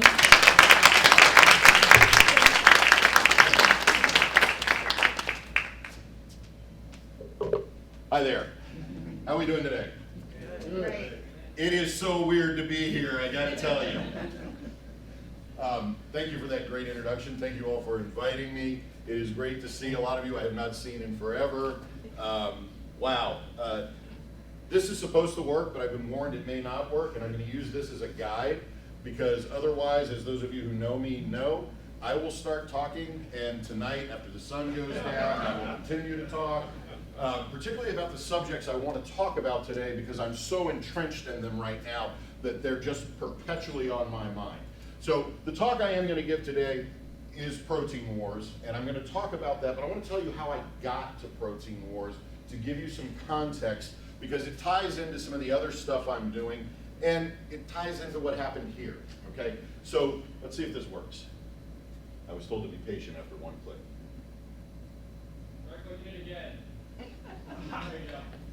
So yes, I did graduate from here in 1989. This is the Marlin Chronicle from May of the following year after I graduated, and somehow they managed to stick me on the cover of the newspaper, and it wasn't a mugshot, which is kind of cool. But it's weird though when I pulled this out because having this makes me think about being an undergrad here. But the fact of the matter is, I first stepped foot on this campus in 1974 when my mom was hired. And she had her career here for 27, 28 years as faculty here. And so when we were little kids, my brother Ben, the dean over here, and his twin brother, if there wasn't school, we were stuck upstairs in the library and told to sit at a carrel all day and read. So I walked into the library and all of a sudden I felt like I was in trouble again. But, and then having graduated in '89 and then Ben being, faculty and dean here, 74, that means that I have been involved on this campus in one form or another for nearly 50 years. And walking around here is just kind of weird, I gotta tell you, because like me, this campus got big. All right, so I want to tell you about how I got to Protein Wars. So my work really is tied to three different things. Writing studies, which is what my PhD is in, and then digital humanities. And I will tell you, I'm so grateful that you all asked me to come here and talk about ocean stuff and climate change stuff, because right now, this is the first talk I've given about ocean in 6 or 7 months, because I have been traveling all over the country, perpetually giving talks about ChatGPT. Yeah, so I do a lot of work in generative AI. And in fact, I have coming out in May a free resource for faculty and administrators all over the world called Higher Education and Generative AI, because nobody knows how to deal with this on campuses around the world. And in fact, in 2 weeks, I'm going to Australia to talk on 5 different campuses there about ChatGPT. So, and then the other side of this is I work in environmental humanities, and a lot of that has to do with the fact that we're beach people. We grew up on water and ocean. Ben's a fanatic surfer. I'm an angler. I work a lot with the American Sport Fishing Association. I do a lot of work in fisheries policy. And so my work kind of brings these three things together. And as I talk about Protein Wars today, you're going to see where and how those things kind of converge. So as mentioned, my last 2 books, Fishing Gone, Saving the Ocean Through Sport Fishing, is tied directly to the industry of recreational fishing in the United States. And you'll see how that plays into what I'm talking about in just a minute. Most people don't recognize how large the recreational fishing industry is in the United States. A little over $72 billion a year. It is a massive industry, and I love working in it. And then more academically, Blue Eco-Criticism and the Oceanic Imperative, which is an eco-critical look at how we talk about ocean in everything from Google Maps to literature and so on. So those are kind of how I got here and where I am right now. And yeah, apparently the digital humanities thing is a big deal because my own campus puts up these ridiculous signs and don't tell me about it, and I'll be walking around campus and there'll be a sign about my work in digital humanities. So, what's that? You're wearing the same shirt. Oh, we both put together. You're colorblind. You can eye doctor there, bro. All right, so the other thing that's happened to me at the University of Florida is that because of the work I do in artificial intelligence, 2 years ago, right during COVID, the CEO of NVIDIA, anybody heard of NVIDIA before? Yeah, every time you turn your computer on, you probably hear of NVIDIA. So the CEO of NVIDIA is a Gator. He's a UF alum. And so he donated the second fastest supercomputer in the world in the US to UF, and also donated about $76 million that UF then matched to turn UF into the largest applied AI research center in the world. And so over the last 2 years, we've hired over 120 faculty just in artificial intelligence areas. Now, because of my work already in AI, I'm invested in the AI initiative. And one of the things tied to the AI initiative is the Florida Institute for National Security, which is headed up by the former director of the CIA AI division. And so I work very closely because of the work I do in natural language processing and now in generative AI with the Florida Institute for National Security. Now the reason I say that is because when I'm talking about protein wars today, sorry Ben, I tried to get the font right, but it messed up the I up there. So, but one of the things about national security right now that has evolved is that we tend to think of national security as spies and war and military and stuff like that. But both climate change and what is called normally nutrition security has become a big part of national security. And I'm going to talk about that today and protein wars. So when I talk about protein wars, what I'm going to talk about is the fact that there is global conflict over controlling protein resources across the planet. And we're seeing some very dramatic shifts in what protein is being used to sustain sovereign nations and where that protein is coming from. Now, like I said, my interest is in ocean.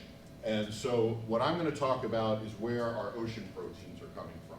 And this new book that I'm working on called Protein Wars, it was actually originally supposed to be titled Protein Economy, but there's an author, he's an economist, who I work with in consultation, who has an AI company with some folks I work with, who wrote a best-selling economics book a few years back called Currency Wars.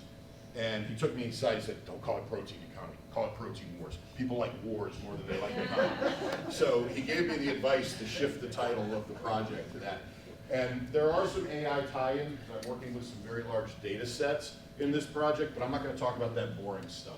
So let's talk about the world population for a minute, since we are in a conference that is talking about things like climate change and world population. So right now we've got 7.9 billion people living on the planet, and we're growing, like me. And it's predicted by the UN that by 2057 there'll be 10 billion people. Think about the rate of growth there. Now the global burden of disease study says it'll be 9.7, not quite as big, but still we're looking at a massive increase in population coming up in the next 25 years. So the problem with that is, as we increase the number of people on the planet, those people need to eat. It's kind of a fundamental part of our lives. And so food security becomes a major issue for most countries in this world. Now, food security, interestingly, as I said, has become a national security issue. Because while most people, most countries are getting primary sources of their food from inside of their borders, there is also a large percentage of sovereign nation food coming from ocean, from outside of borders. And because of the way that the legalities work regarding ocean monitoring and controlling, and I'll talk about this in a minute, the economic zones and where you're allowed to fish and where you're not allowed to fish, basically it's a free-for-all out in the ocean in terms of harvest. And I'll give you some examples of that in just a second. So food security, though, has become, well, in climate change, right? So bad visual metaphor, but it was free and easy and I put up there. But climate change has also become part of national security. And if you look at just about any national security mission statements now, food security and climate change are part of it. And so we have to be able to talk about food security and climate change in the same breath now that we talk about spies. So it's, you know, all part of the NSA kind of stuff. So I started thinking about, well, it's not really food security at this point. It's really about protein security. And protein is the one thing that we cannot live without. So right now, a lot of national security issues tied around food security is tied directly to protein security. So as we increase the population, the numbers of undernourished people in the planet are growing at a increasing steady rate. And what's interesting about that is that rate is growing faster than the population increase. And so it's not a comparable increase, diminishing returns and such. This is all of our protein sources. Protein comes from meat, poultry, dairy, seafood, and grain, and I, of course, am interested in the seafood part of this. I find it interesting also that in our normal discourse, when we talk about seafood, we don't talk about wildlife, animals, it's food.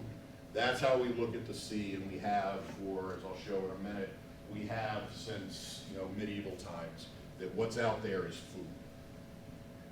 So from 1961 to 2017, we started increasing fish production. Now, I want to pause there when I mean by production, because there are two ways of getting protein from the ocean. One is what we can call wild harvest, and the other is either mariculture or aquaculture, growing it, farming it. Now, the problem with growing it and farming it is that in terms of energy cycles, it's very inefficient. You have to put more energy in to get less out. We see this particularly with the Cambodian cobia experiments, with the salmon all over the world. Farm raising is a very, very difficult thing to do. And frankly, in the US, particularly mariculture, which is ocean aquaculture, the US is very, very pressed not to give licenses to companies to do ocean fish growing. That most of our aquaculture all takes place with freshwater species inland. So we're not very keen on doing this, primarily because of the energy inefficiency. The other thing I want to point out about fish consumption is that word is kind of an umbrella term. Because as you'll see as I talk today, we're not talking about finfish totally. We're talking about anything coming out of the sea. So particularly in a minute when I talk about what's been going on in Galapagos for these last couple of years, there we're really talking about squid harvest. And we in the US don't think of squid as a primary protein source, but throughout Asia and Indonesia, that's one of the big protein sources. And so there's a different kind of harvest approach than we tend to think about. Food is cultural, right? So whereas we're not going to walk over here into this food court and look for fried sea cucumber, you might do that in other places in the world because that's part of the culture. So our eating of fish, our eating of seafood has increased during that same rate that I just showed you of population growth by 3.1%.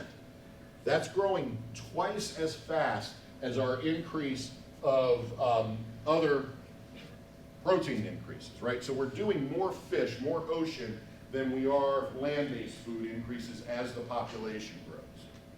Now, there are a couple of reasons for that, one of which, of course, is access, both technological access and cultural access, and I will get to this in a second.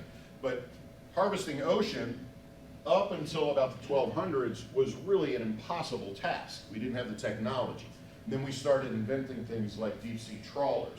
And even in our invention of deep-sea trawlers, they weren't efficient because we had sailing vessels, and they couldn't churn out enough power to drag nets and pull things off the bottom. There just wasn't enough energy in a sailing vessel.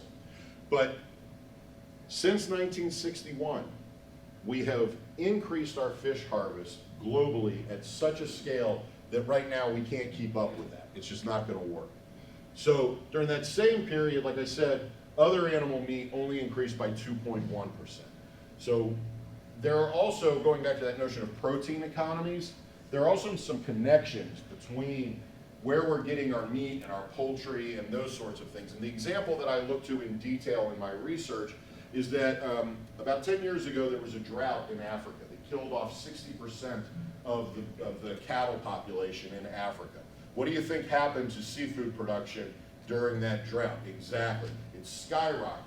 And it also changed culture, particularly in Eastern Africa, where seafood became a much more prevalent food because there was no access to beef. So we see a lot of economic connections between what's going on with terrestrial-based protein production and ocean harvest. So FAO says that in 2018, this is how we're capturing. Remember, there's a difference between harvest, capture, and growth.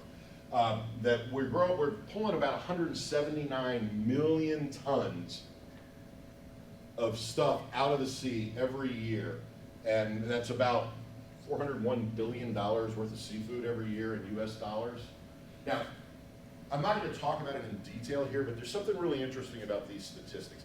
I'm sure you all have seen those news stories that say things like, ocean fisheries will collapse within 10 years, and they tell us fishing is going to be gone and there won't be any more fish.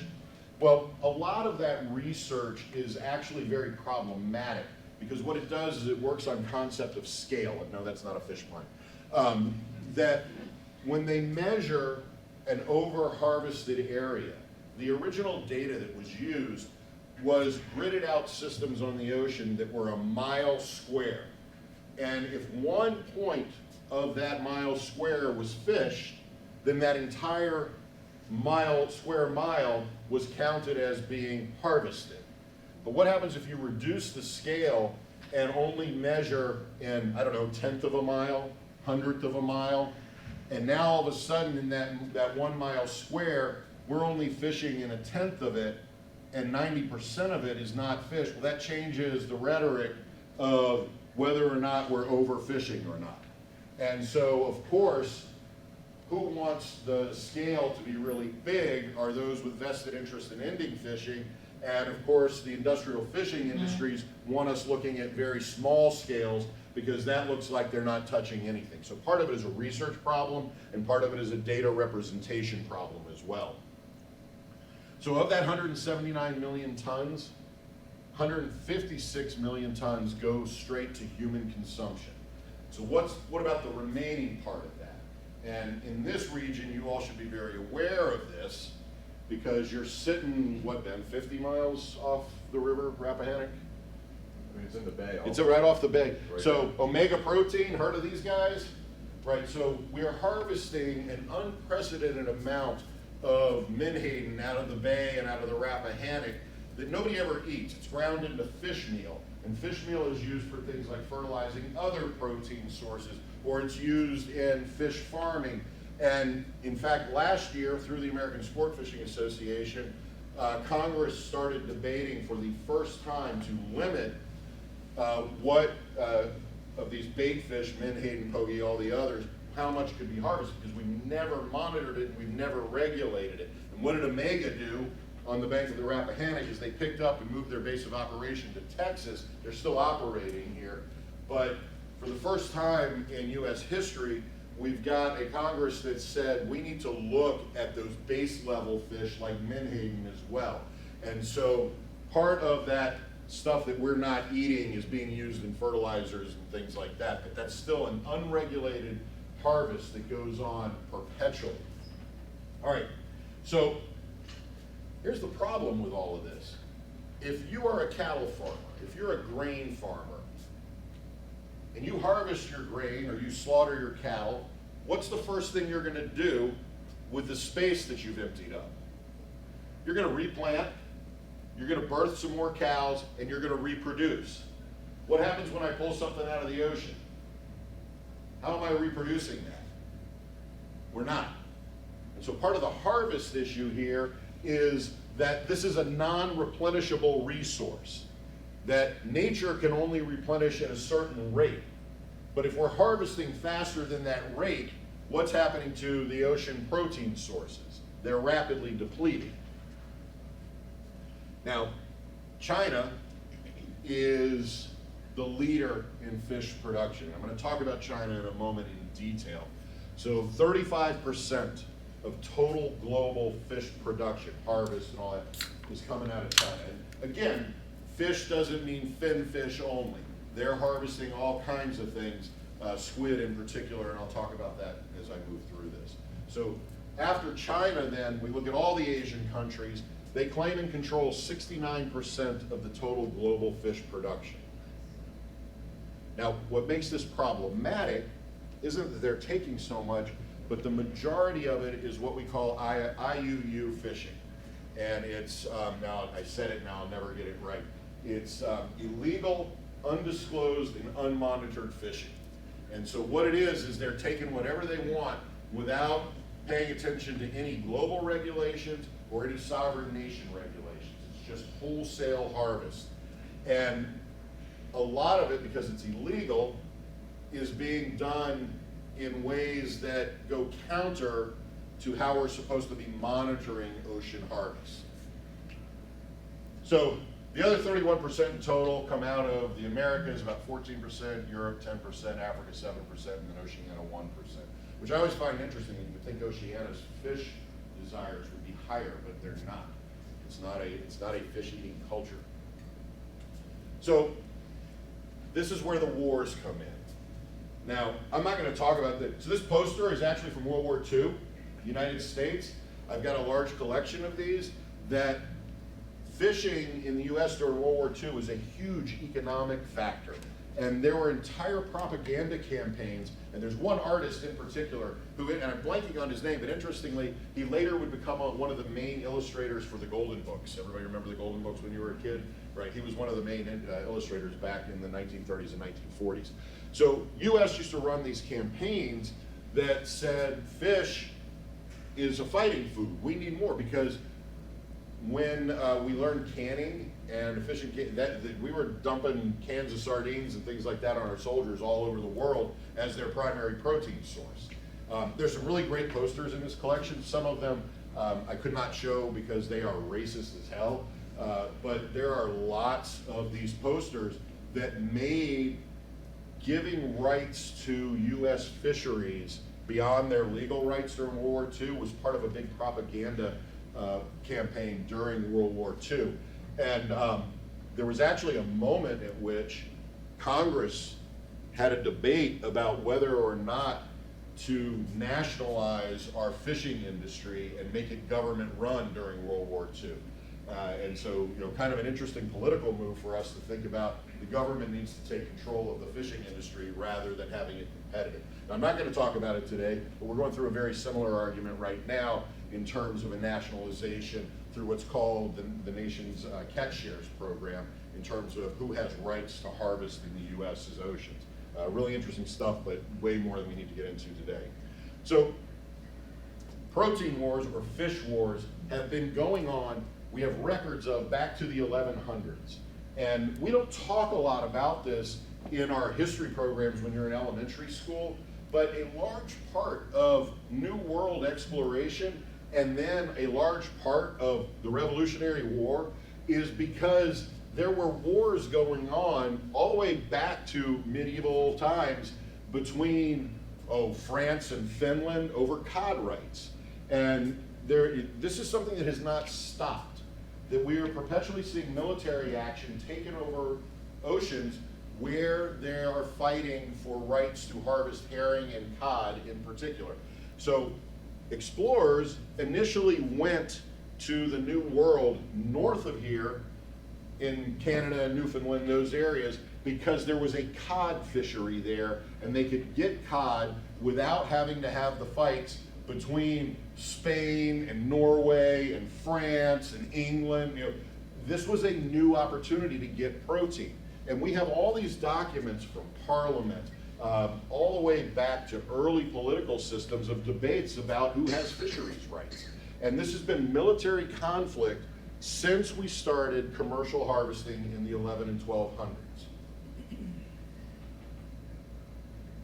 Don't die on me now.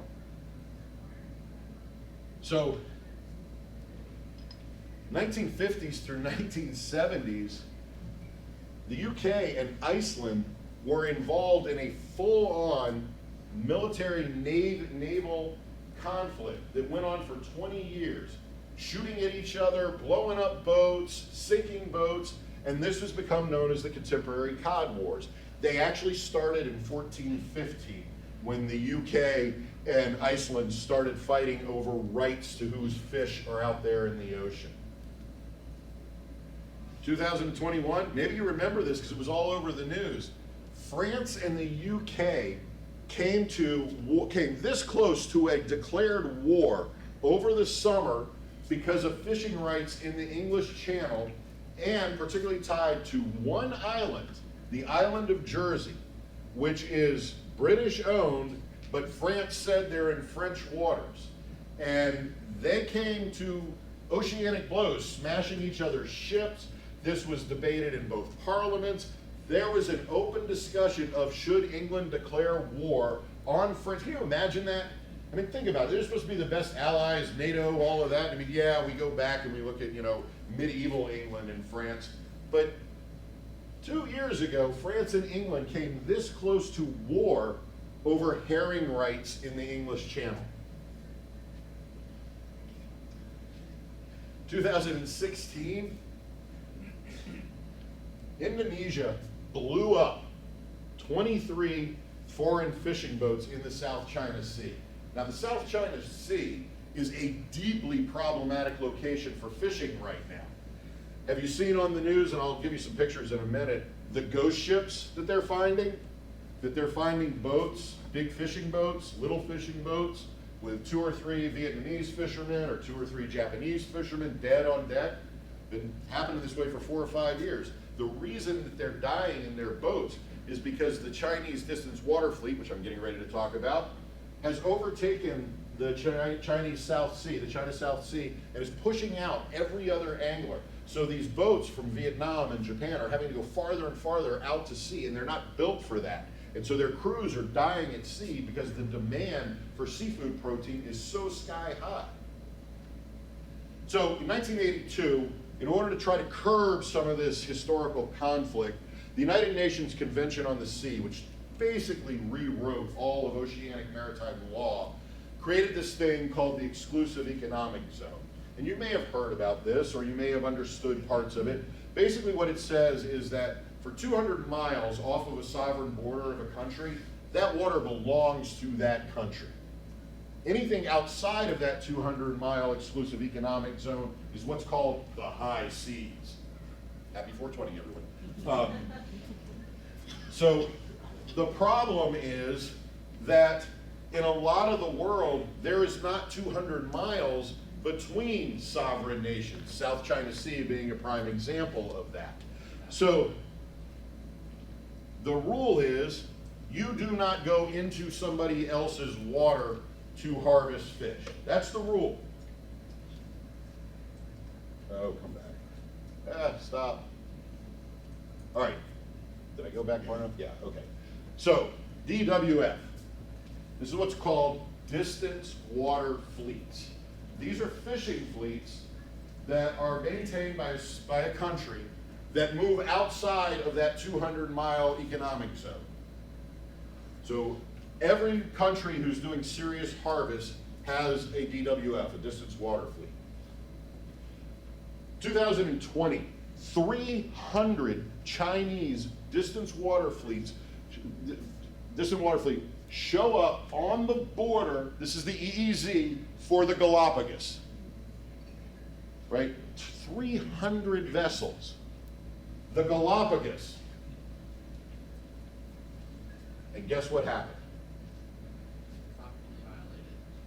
Not only violated, but they were squid fishing with some, at night, you squid fish at night, and your boat has all these big, expensive, powerful lights. They light up the ocean, and the squid come in, and they net. Well, the problem was all these monitoring systems, when it became night, the boats went dark. And the assumption was, by the way, when this was going on, yeah, I wrote an article about this for Guy Harvey magazine, so suddenly I got picked up to talk a lot about what was going on in the Galapagos. Never been, dying to get a grant to go to the Galapagos and watch Chinese vessels pillage the water there. But.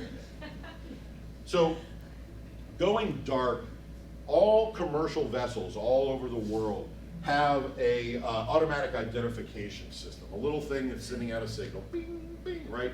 And there's several free, you can go online, web pages where you can track every vessel that's on the water. You can pick, I want, cruise ships, I want fishing boats, I want cargo ships, or you can just watch it all. Well, what would happen is at night, they would all go dark. They would turn off their transponders, basically, so that you would have no record of them going inside the EEZ. 300 boats, keep that in mind. Overseas Development Institute is now estimating that Chinese DWF is over 3,000 boats. Science X says there's 17,000 boats in the Chinese distance water fleet. There have been estimates that if you start looking at the China Sea and some of the smaller boats, that there are between 200,000 and 800,000 vessels in the Chinese distance water fleets. Think about that. That's a lot of boats. So last November, U.S. sent a couple of Coast Guard ships to help the Ecuadorians with the Galapagos issue. Not a lot we can do. Chinese saw them coming and put one of their vessels on a collision course with a U.S. Coast Guard cutter. What happens if that vessel hits a U.S. Coast Guard cutter? Darn right. That right there is how close we were to going to war in Ecuador with the Chinese. So I mentioned the ghost ships. So this is what we're seeing all over the South China Sea right now, are these abandoned vessels where everybody either died or they've abandoned it because they've gone so far from home port because the fisheries have been just mauled by the distant water fleets. I won't show you all the pictures because some of them are pretty harsh, but I didn't put them in. All right, so let's put distant water fleets. I think I've depressed you enough with that. Let me add to that. Let me really depress you now. Let's talk about shrimp. Who likes shrimp? I will tell you right here and right now, shrimp is my all-time favorite food. I eat a lot of shrimp. I love shrimp. My brothers and I are famous for putting all-you-can-eat seafood restaurants out of business because of the amount of shrimp that we ate as kids. So here's the problem. We have to be really careful with shrimp. Now there are thousands of animals that we call shrimp, but there are only 20 of them that serve protein needs for humans and economic needs. Shrimp are the second highest earning fisheries in the United States. So this is big dollar, big dollar.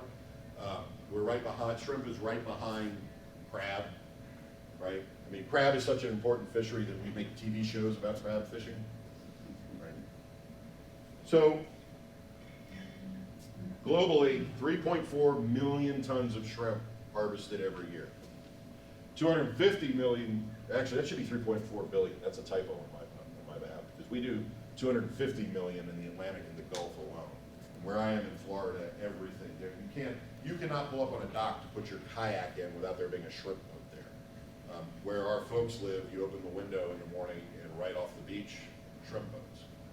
So big business. And part of what happened was that shrimp used to be inaccessible. They were a delicacy, right? It used to be, particularly back after World War II, that getting a shrimp cocktail was like the high end of high living, right? Now, we get a bag of popcorn shrimp like we get a bag of popcorn chicken. It's so common to us that shrimp is a huge part of what we do with our seafood protein. It is a big chunk of what we eat. So the U.S. consumers, we eat more than 1.5 billion pounds of shrimp a year. Now, if we're only pulling 250 million pounds out, where do you think the rest of it's coming from? Overseas. So about half of the population of the U.S. eats shrimp on a regular basis. Now, 10% of that are caught wild. The rest are either farm raised or imported. And shrimp farm raising is an impossible task. I had a buddy of mine who wanted to start a farm raising shrimp. Can't get licenses for it. It's a tough business. So that right there is Kyle, South Dakota. You cannot geographically get farther away from an ocean in the United States than Kyle, South Dakota. So I got curious. And I called Kyle Grocery Store. There are 2 grocery stores there. And I think the population is under 1,000 in this town. There are 2 grocery stores. I called, I asked for the manager. I said, hey, you guys sell frozen seafood? Yeah, sure, absolutely. Who doesn't sell frozen seafood? My thinking is, well, you're nowhere near the ocean. Where the hell you get your seafood, right? And I said, all right, so what are your best-selling frozen seafoods? Oh, shrimp, by far. We can't keep shrimp in stock. So here we have a place that is so far removed from the ocean, but their #1 selling frozen seafood is shrimp. So shrimp is the largest purveyor of slave labor in the world. This stunned the hell out of me when I started doing research about Thailand in particular. Thailand and Indonesia both rely on forced underpaid or forced slavery labor on shrimp boats in shrimp processing plants. And the thing about it is, so the quote here, enslaved workers who were forced to peel shrimp in Thailand for up to 16 hours a day, little or no pay, and many were locked inside for months or even years on end. There was this interview that ran 2 years ago with one of these shrimp workers who was locked in the hull of a boat for 2 years, never saw daylight, and was just down there processing shrimp. Largest purveyor of slave labor in the world. Think about that next shrimp cocktail. If you buy prawns or shrimp from Thailand, you're buying the produce of slave labor. This is the director of Anti-Slavery International. You buy frozen shrimp in Walmart, Carrefour, I don't know what Carrefour is. Do you have Carrefour here? I don't remember this building. U.S. Street. Costco, Aldi, Tesco, Kroger, Red Lobster. Guess what? All that shrimp's coming out of Indonesia and Thailand.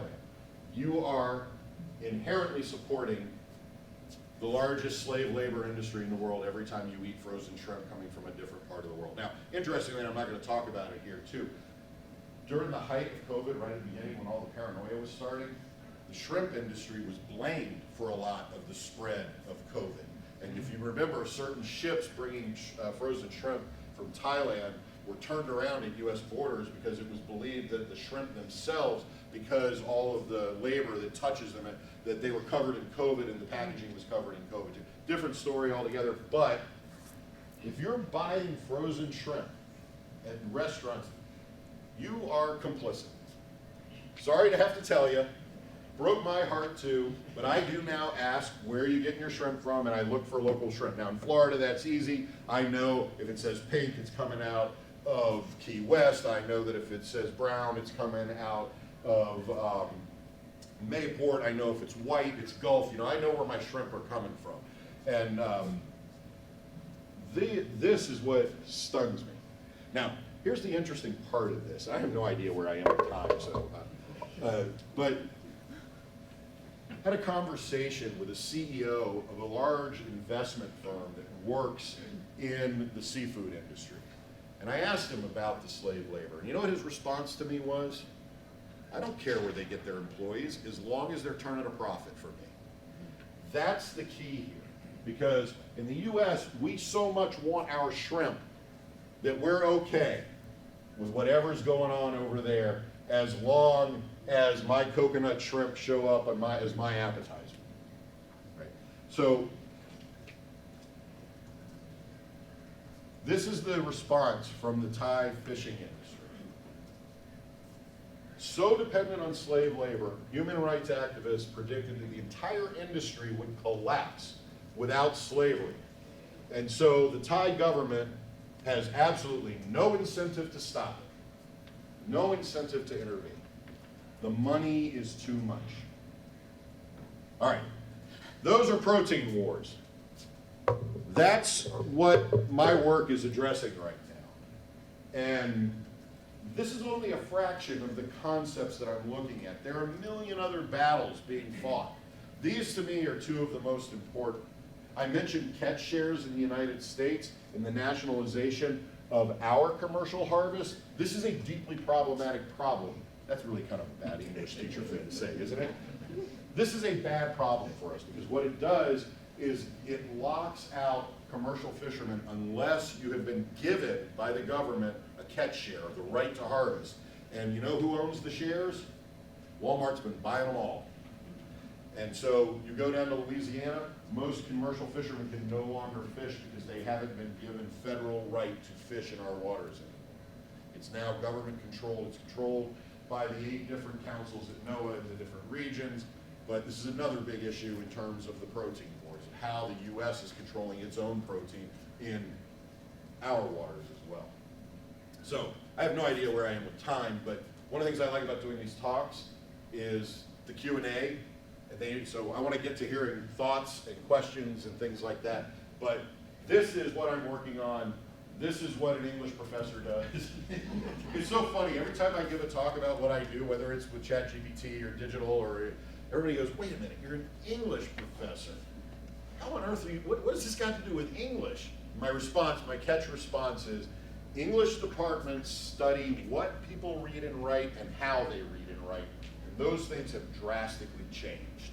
And so that's why I get to do things like writing books about fishing. So don't ask me to explain it or justify it, but you know, UF pays me to do it, so I'm gonna keep doing it. But thank you. Questions, answers, or I'll lie to you about whatever you ask, but that's what I had to say. Somebody started to say something?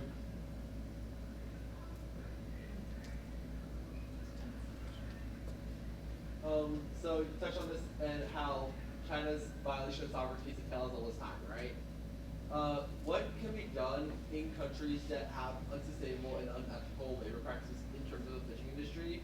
What incentives can be done in the global community to have them comply with general safety and labor standards? So this is a question that the UN is dealing with on a regular basis. And we have vessels, UN vessels, US provides vessels, other countries provide vessels, where we try to intercept those.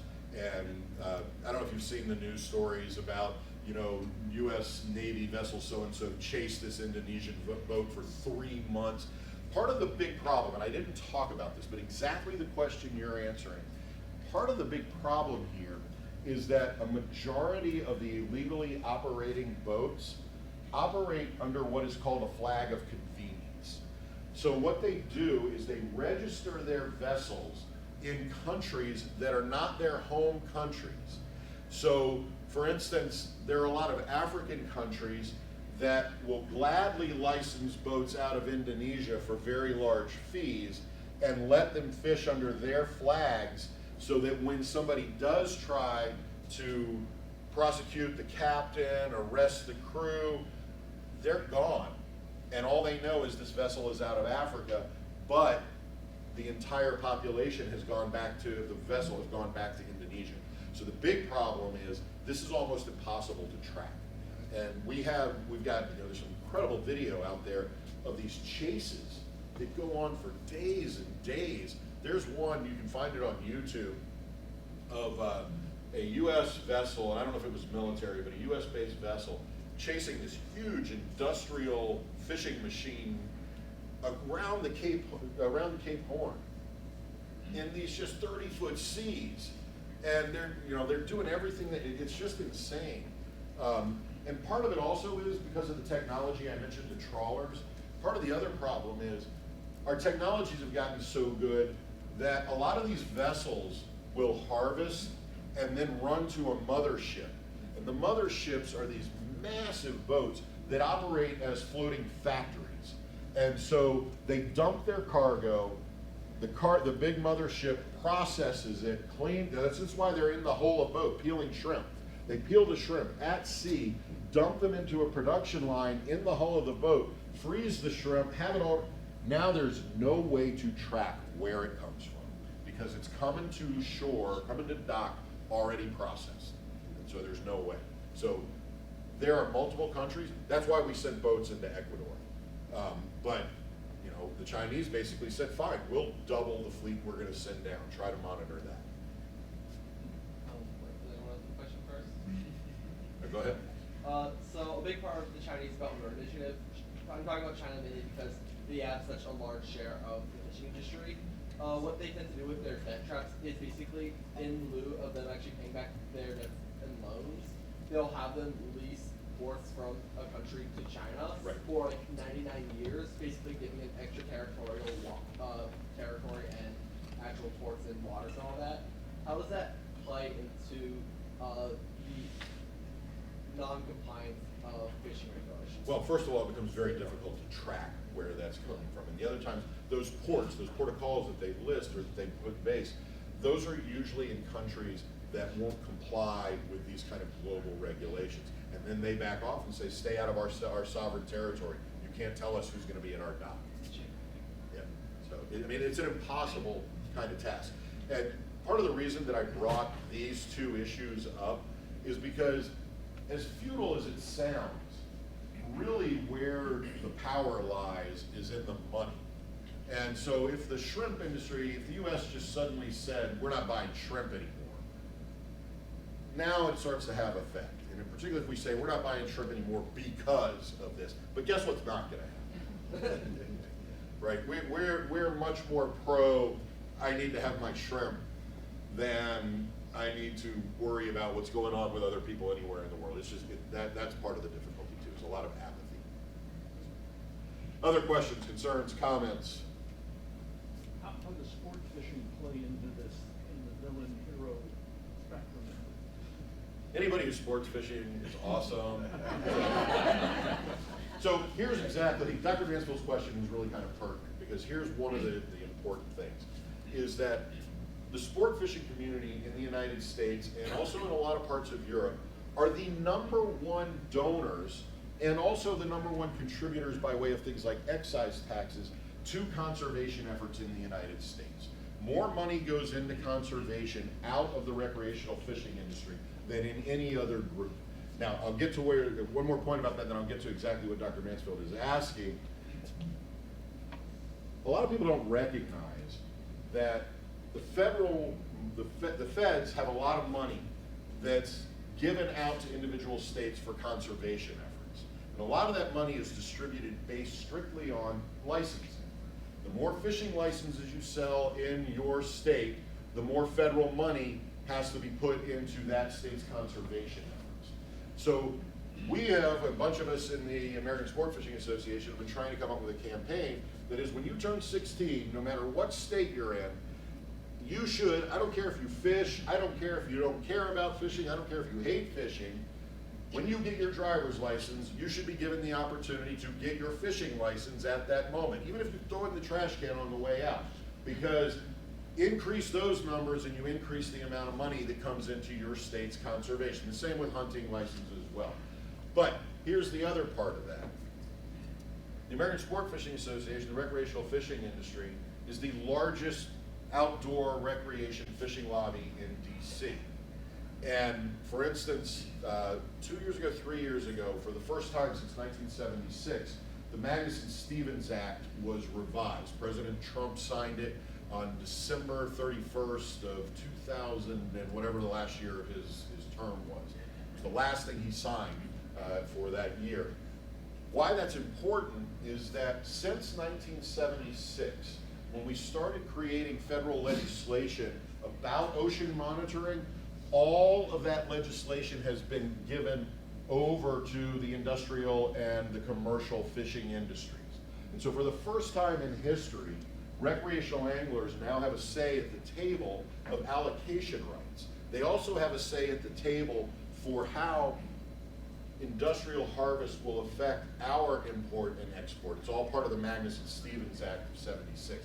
And now there are two other comparable legislative pieces, the Modernizing Recreational Fishing Act and a couple of others, including the forage fish about the menhaden as a federal policy also. So recreational fishermen are some of the most active conservationists in the country, both in terms of monetary deployment and also in terms of activity federally. The problem with it is that this is the least galvanized group politically in the country. There are right now 60 million registered anglers with fishing licenses in the United States. Anybody know what the NRA's actual population is? How many actual members of the NRA are? How many? It's close. No. It's close to 5 million. And then they have a lot of people who agree with, but they have 5 million. They also have a thing around which they can galvanize, right? It's not hunters' rights, it's gun rights. There's a thing. Rod rights is not an issue. We don't have anything to galvanize. And because fishing in Montana for trout is so ideologically different than fishing for bonefish in the Keys or tuna in California, we don't galvanize around anything. So, but I mean, imagine if we could pull together 60 million, and nobody walks into a voting booth going, I'm voting for fishing this year, right? That's not the platform anybody's pushing. So that's part of the issue, is why can't we do things with that? And the other thing is when it comes to conservation, in Florida alone, there are over 1,000 fishing conservation organizations, and they can't even get on the same page about stuff. So that's why the fishing industry is so important to these kinds of concepts. Because the catch shares thing is about quotas. It used to be quotas were given over to, so like red snapper is a big issue in the Gulf of Mexico right now. And the Magnuson-Stevens Act used to give the quotas over to commercial fishing. Then when they renewed it, they split it between recreational and commercial. Now the recreationals and the commercial fishermen are at odds about who should have rights to more fish. Commercials want to be able to, sell across the country. There's also an interesting rhetorical thing that goes on. So in 1992, the state of Florida, in the largest referendum in voting history in the state of Florida, banned inshore gill netting, put commercial anglers out of the inshore fishing business. North Carolina, about 8 years ago, wanted to make the same referendum. They wanted to vote out inshore commercial netting. Well, it got stalled because the commercial fishing industry got really smart about their rhetoric. And they claim that they serve as agents to the United States to provide fish to places where there are no fish. And so that it is their right as providers to be able to give Kansas red snapper or whatever, bluefish or whatever else will catch it off of OBX. And so they twisted it and made it about patriotism, where Americans were serving Americans, and people in Kansas won't ever get their fish unless we're doing it, and it stalled the whole debate. So that's why recreational has become very crucial to the overall ocean conservation issue. So, and I told you, I will go on and on and on about this. And if somebody mentions ChatGPT, I'm going to throw something at them, and then I'll go on and on and on about that too. So, other questions? Yes? Could you talk a bit about bycatch? Because so that's one of the other big problems with shrimping. Of course, they've done things like add turtle excluder devices to at least protect that population. But in other countries, if they're catching this bycatch, this might be a palatable item in those markets. And even if it's not, it's just getting dumped. Yeah. It's just becoming detritus. Yeah. So yeah, I mean, bycatch is a big issue. United States, we've got tons of laws about bycatch, turtle exclusion devices, TEDs, things like that. But you're right, globally, whatever you can pull in, somebody's going to buy it. And we've seen this has been a huge issue for shark finning and the sharks that are caught as bycatch. And right now, interestingly, I'm going to come back to exactly what you're asking. Right now, one of the big conversations in fishing in the United States, because we have worked so hard over the last 25 years to curb the decimation of shark populations. Shark populations have grown so much in the United States, particularly on the East Coast, that now both commercial anglers and recreational anglers are complaining that we've got to cull the shark population. It is almost impossible from New England to Florida to hook a fish and get it to the boat before a shark grabs it. It is absolutely frustrating as hell, and the recreational anglers are saying, we can't do this anymore, it's killing our business. But going back to this, so bycatch is part of that overall harvesting everything that should not be harvested. And that includes juvenile fish, reproducing age fish, fish that nobody's going to eat, all sorts of things. And yeah, we are one of the few countries where we're trying to monitor. The problem is you can't monitor for it. I have been having conversations with NOAA about using facial recognition software on boats as a way of doing species recognition as catches come in that we can use. So I'm getting the signal, I got the gong, it's time for me to bow out. Thank you all very much. I really appreciate having the opportunity to be I'm always open to talking around this. If you have questions or anything, you can always holler at me and I'll be around today and tomorrow. So thank you all very much. And I'd say go Marlins, but that goes against my go Gator kind of impetus.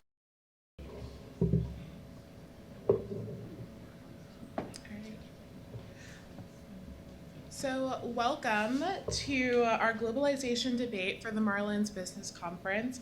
With us today we have two of our lovely professors, Dr. Oshikoya and Dr. Wood. And so I'm going to have them briefly introduce themselves and then we will hop right on in. So Dr. Wood, if you'd like to go ahead and introduce yourself. Sure. I think most of you know me. I'm Jared Wood, economist here. I work mostly in defense economics, but I like economics generally, so I'm happy to talk about broader subjects. All right, and Dr. Oshikoya? Hi, my name is Dr. Maduka Oshikoya. I'm a political science professor, and I teach globalization and its discontents here at the University. All right. So our question at hand today is going to be, has globalization had an overall negative impact on the social, cultural, and economic aspects of nations? So the way our debate today is going to go is that both of our professors will have an opportunity to make opening statements for about a minute, and then we will delve into each of the different sections, social, cultural, and economic, with an opening statement, a negative rebuttal, and then an opening negative statement and an affirmative rebuttal. So we will start off with our opening statement, and Dr. Wood, you have 1 minute at this time. Yep. All right. I'm going to take globalization to mean the interconnectedness of global markets here. That means you're connected not just to the markets of your neighbors in this state or other states, but people across the world. That means you get access to their goods and their services, which I'm going to take to be a good thing in general. Another part that I like about this global interconnectedness, though, is the fact that it's introducing you to ideas and to people who are very different from your own ideas and your own people. The fact that it brings you into contact as you exchange those goods and services with people from very different backgrounds means that you're not just sharing resources with each other, you're also sharing new ideas, new cultural norms, new viewpoints. I take that to be a good thing. Not only because as you are exchanging those goods and resources, you're raising standards of living. Say again? 10 seconds. Oof. You're raising standards of living, but you're also given a financial incentive to tolerate differences that can be very large and otherwise lead to things like war. That is that.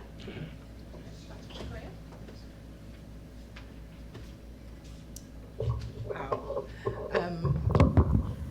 My position is that globalization has had more of a negative impact, specifically on the social welfare of people in different countries, mainly because the life and work of people, their families, their societies, all of these issues, they are global in nature, and yet they need local solutions. And whenever we look at this interconnectedness, usually there seems to be one solution for everybody, rather than specific solutions catered for people's different cultures, their religions, their ethnicities. So for me, I really do believe that globalization can be a good thing, and it has got some positive impacts, but the negative impacts has been, the negative impact has been more glaring. So, leave it there. All right. So at this time, we will be moving into the social section. So we will start with an opening statement by Dr. Wood, and he will have 2 minutes, following a rebuttal by Dr. Shakoya, again 2 minutes, and then Dr. Shakoya will have 2 minutes to present her statement, followed by a rebuttal by Dr. Wood. So, Before we start, yeah. I think that's flipped to what we thought at first. Oh. Okay. No worries. No, I mean, we that's can. okay. That's okay. Don't worry. Okay. We'll go ahead and get started. That's fine. Okay. Do you want to do your... No, please, you go ahead. Okay. Sounds good. 2 minutes. All right, I think there's a lot of different topics we could talk about, and forgive me for looking at my notes periodically here. A lot of different topics we could talk about in terms of the social impact of globalization, that interconnectedness of markets. I want to focus on 2, right?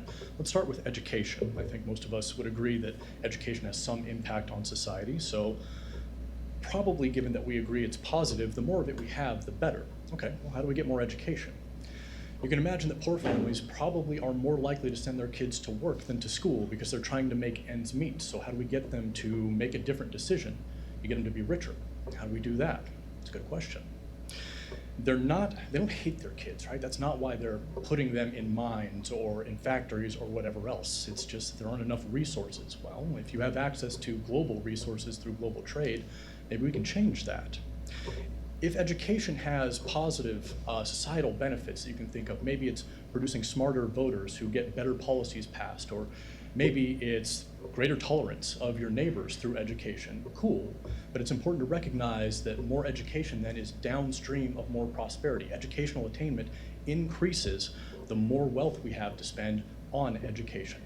Or perhaps you'd like to think of some other societal issue. How about a social safety net, right? And that could be through private charity, that could be through government welfare programs. If you want more people in hard times to be able to have the help they need, the material help they need, then you need more material. You need more trade, more access to resources. The more wealth we have, the more people we can help. A student of ours shared a saying with me that I like. You can't pour from an empty cup. Well, the bigger your cup, the more you can pour. Okay, so how do we get a bigger cup? More trade across borders. Trade is mutually beneficial. If you have something that I want that I value more than what I have, and vice versa, we can exchange. That's true whether it's within borders or across borders. I need access to the resources foreigners have, and vice versa. That's how we get rich enough to improve these societal effects. Boy, that is quick. It does go quick. Very quick. Okay, so Dr. Woods has, he talked in glowing terms about issues, the social impact of the positive impact of socialization of globalization, and he focused mainly on education. So let's go back to education. So if globalization actually helps to increase opportunities for education, where in that education program, in that forum, is that going to happen? Because we can put money into different countries, but if the governments are not going to use it for education, then it's not actually going to help people. And globalization actually increases inequalities, not only between different countries, but within different countries. So there's going to be people who are winners and losers in every fight. And regarding globalization, yes, globalization has helped to expand educational possibilities to different people and different corners of the world. But then at the end of the day, when those educational possibilities are available, are they going to be taken up? How do we encourage people to do that? And you need to focus on people's different cultural aspects. Is it culturally acceptable for them, for example, to send girls to school? And if it isn't, how do we change the people's minds, families' minds? So it's all well and good to say, yes, there's money for education. Yes, we're making sure that there's schools being built. But if the cultural and the specifics aren't being addressed, then this is not going to happen. Also, regarding income disparity, globalization has actually helped to increase income disparity. So yes, we're talking about globalized economies and helping different people around the world, but we need to look at specifically how those issues are going to be disseminated on the ground.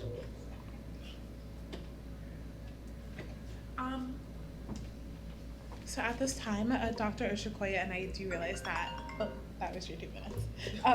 I do realize that it was flip-flop, so that is my bad. So Dr. Ushikoya, at this time, you can deliver your statement, and then Dr. Wood will offer his rebuttal for 2 minutes.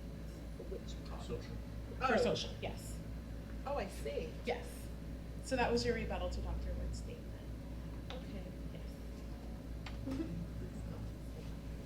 Okay. Okay. That's not. Oh, right. Yeah. So I got the. Okay. Yeah. This is what I was.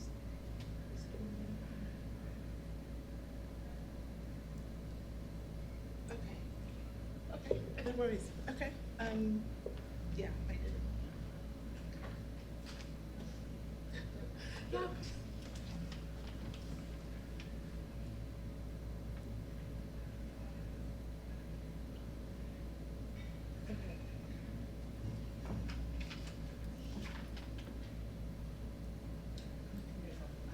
Yeah.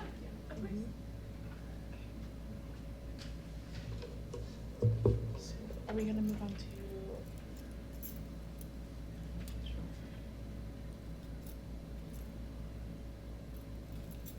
Okay, so are we gonna move on to cultural? Okay, all right, so no worries. At this time, we're gonna move on to the cultural aspect, and we'll begin with the opening affirmative statement by Dr. Ushikoya, followed by a rebuttal by Dr. Woods, and vice versa.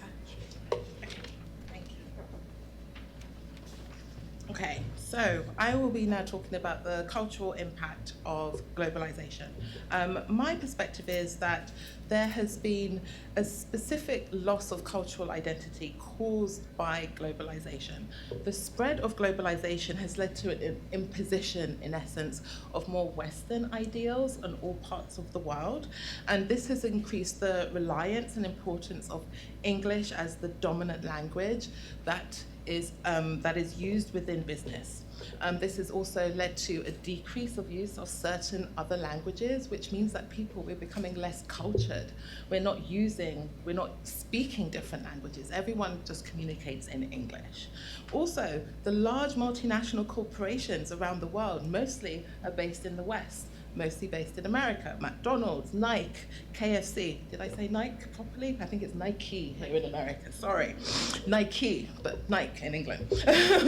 A lot of their marketing edges out local companies from their domestic market. So in essence, they're being pushed out not only of their local market, but also from international markets. So that helps to decrease their relevance, their cultural relevance within the global market as well.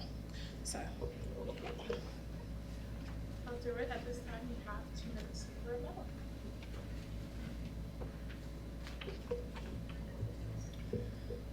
Some of this is going to cross over with what I have to say in my own statement, so I'm going to try and separate the two as best I can. It may mean that I don't take the full 2 minutes. Loss of cultural identity sounds bad, and it probably is sometimes, but I want you to pause for a minute before I get to my opening statement. I wonder if there's ever a time where losing some part of your cultural identity might be a good thing. Give it a second's thought. See if you come to the same conclusion I do. As far as the spread of English, yeah, it seems to have. There's a trade-off there, right?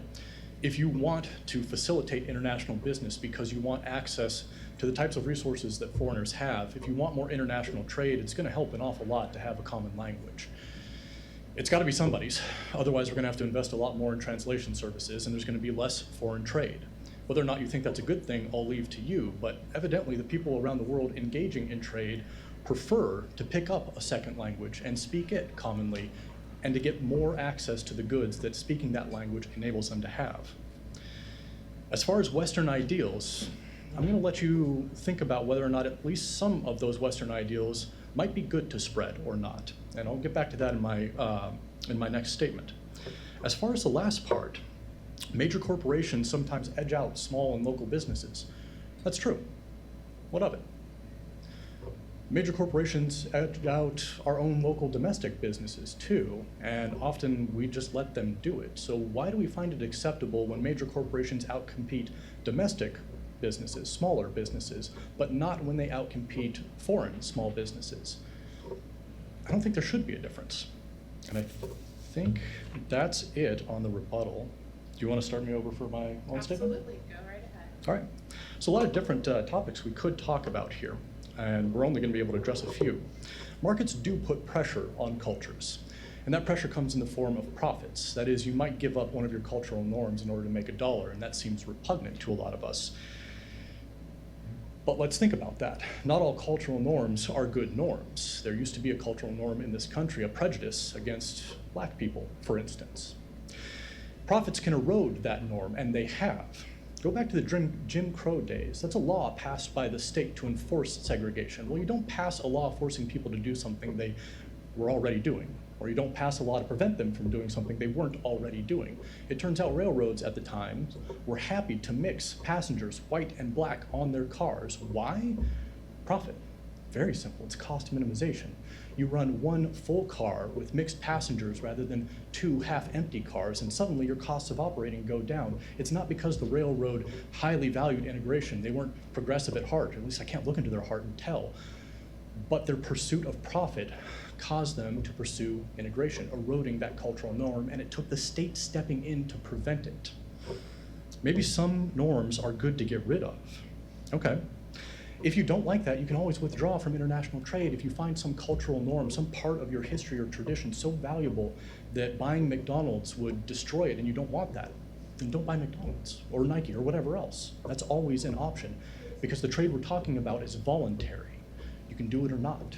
And the power to say no and withdraw is one of the things that distinguishes markets from politics, which is the realm of coercion and force. Lastly, certain cultural aspects or certain cultural traditions can make you a profit. Tourists flock to see the running of the bulls in Spain. They flock to the Day of the Dead celebrations in Mexico. They flock to see India's temples. Markets will cause you to expand and conserve those cultural assets, which can make you money. And it increases exposure to new cultures in the process.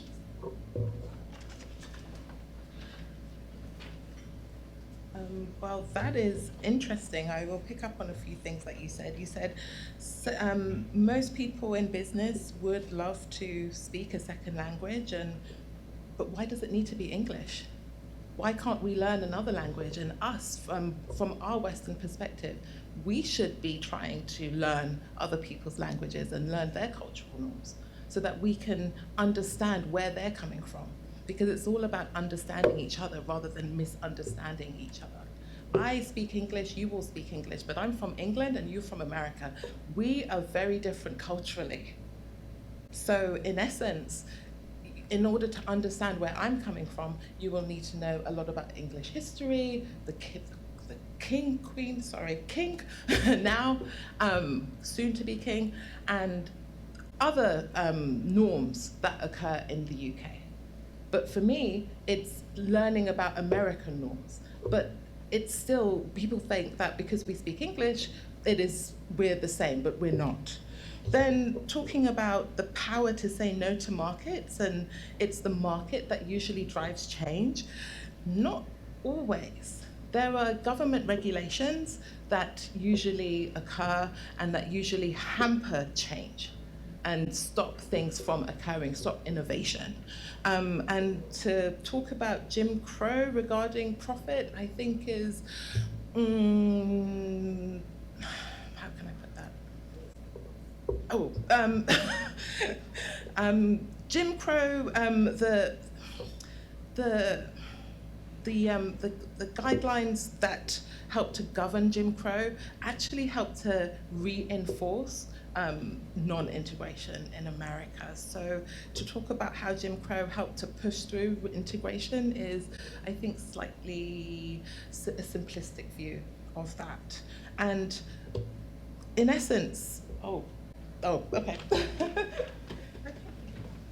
So at this point, we'll be moving on to the economics section. Same format, Dr. Wood will be opening, or Dr. Shakoya will be opening with 2 minutes, followed by a rebuttal by Dr. Wood, and then vice versa. Okay, so looking at the economic impact of globalization. Yes, globalization has led to an increase in trade and development and labor flows and capital flows, and which has helped to spur economic growth and development around the world and in a lot of developing countries. However, the increase in international trade has led to a lot of workers in the developed world competing with lower cost markets for jobs. So if we look at the US, for example, there has been many people who have worked in the manufacturing sector, and a lot of their work has been outsourced to countries where labor is far cheaper. You just have to look at the impact of China to see that. But then in developing countries, there's more capital-intensive goods that get imported more cheaply from the outside. So therefore, production goes wherever it is most efficient to produce.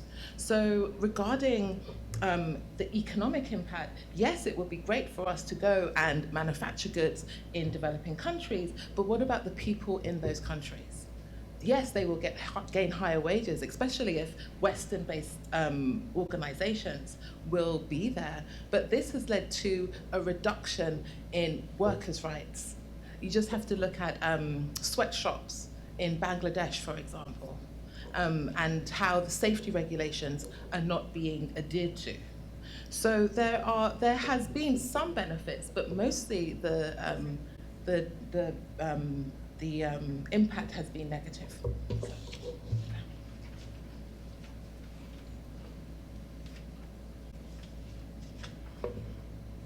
I'll take a minute just to clarify, not pro Jim Crow. I thought that was restricting progress, and that the railroads and other businesses were fighting Jim Crow. That's more what I was in support of. So we're all on the same page. The idea, I'm glad we agree that globalization and global trade has made international flows of capital and labor more possible and that has increased standards of living. I think we all agree that's a good thing. Good. The question then is, what types of jobs are foreigners getting? Are they getting sweatshop jobs? And the answer is sometimes yes. Should you be concerned about that?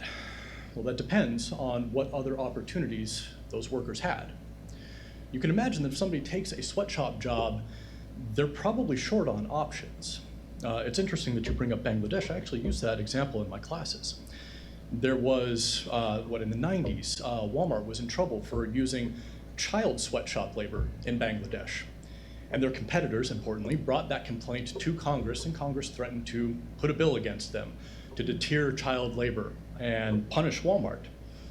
The response in Bangladesh was predictable. They don't want to lose the business of Walmart. They fired 50,000 something kids. So the question is, where'd the kids go? Did they go to school? Evidently not. It's a poor country. Evidently, their parents are poor enough that they have to put those kids to work. The sweatshop was their best option. You take them away from that, now they have to pursue less attractive options. That included, according to, I think, a UNICEF report, breaking rocks, street hustling, and child prostitution. I don't really care for any of those. I don't care for putting kids in sweatshops either. But we used to put our kids to work in this country, and the only way we got out of that was by getting richer, rich enough to send them to school instead. Maybe we have to let that same process play out in other countries, and God willing, it will go faster because they're trading with us and other rich countries. I'll stop there, and you can start me on. All right. All right. The economic effects of globalization. I think the thing to keep in mind here is that markets are characterized by what we call creative destruction. That is, every new good or service that comes along replaces some old one. Whatever new is created destroys something else and replaces it, and that's hard. It puts some people out of a job. It sounds callous to say, but good. If you care, not just about American jobs, but about American consumers, then you're going to care about the fact that those consumers have lower priced goods to get now. You're going to care about the fact that standards of living can rise because goods and services are cheaper. That's no different if we're looking at domestic economics, domestic competition between domestic businesses, or if we open that up to international competition. In fact, as you open up competition to international competitors, you are more likely to find some business, some group of people somewhere who is better and more efficient with their scarce resources than we are here, and again, good. If you're conservation-minded, you care that those businesses can make the things you want using fewer resources. Yes, that puts some people out of a job, but again, markets are characterized by creative destruction. When you are out of a job in one place, some other part of the economy is likely going to start booming. If for no other reason than because people have been displaced, labor costs are going to drop, and that makes it easier to start new businesses, to get creative, to make new things. So, expanding those markets not only expands our access to people who are more efficient, it also gives us an opportunity to find some new thing to focus on, some new area of the economy to start up. If you think charity is a good thing, giving money to poor people to improve their standard of living, great, but then you should also recognize the way markets do the same thing, not by giving people money, but by lowering their costs of living, precisely because we're finding more efficient producers around the rest of the world.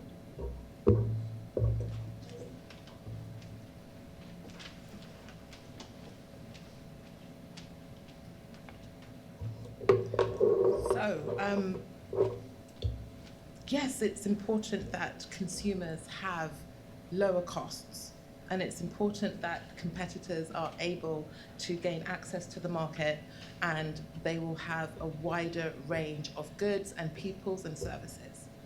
But yet, there are still winners and losers in this because of the economic impact. There will always be people who will be at the lower end who are not gaining as much.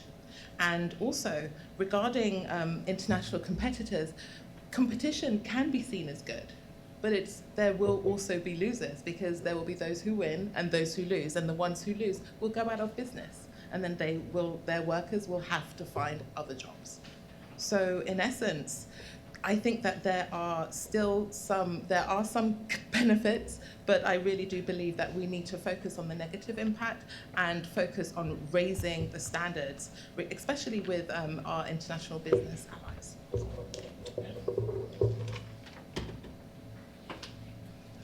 At this time, both Dr. Wood and Dr. Ushakoya will have 1 minute to present a closing statement. So I will start with Dr. Ushakoya. Is that okay? For closing statement? Yeah. All right, cool. So I really believe that globalization has a lot of potential, and so far it has brought a lot of benefits to people. Yet there is the dark side of globalization. There have been a lot of losers, there has been wide disparities, inequality and inequities have increased, and the people who seem to be suffering the most are women, children, and those in the developing world. So for me, I really do believe that despite the wonderful, the positive impacts, the negative impacts outweigh those.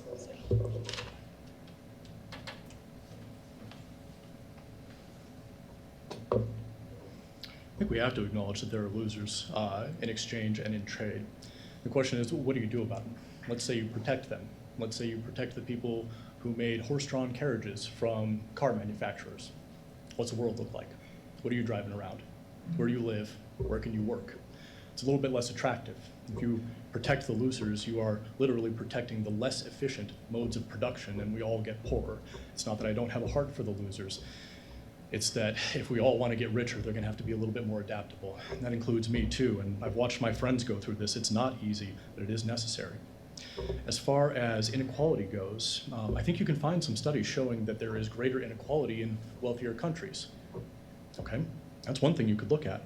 You could also look at the standard of living of the bottom 10% of people in those countries and compare it to countries where there's less economic inequality. And it turns out you'd rather be in the bottom 10% in a country with more inequality than less.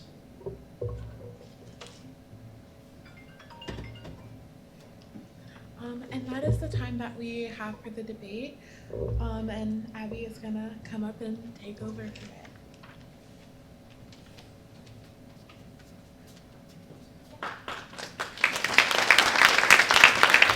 Thank you guys. Okay, so that was the formal part of the session because once I did prefer a formal kind of like back and forth. So right now the part of the debate is going to be asking questions from the crowd. But first I did want to see a show of hands if your opinion changed before versus after this debate. If someone said something that kind of like maybe was like, that's kind of interesting. Maybe I should see things from others' perspective. Anyone?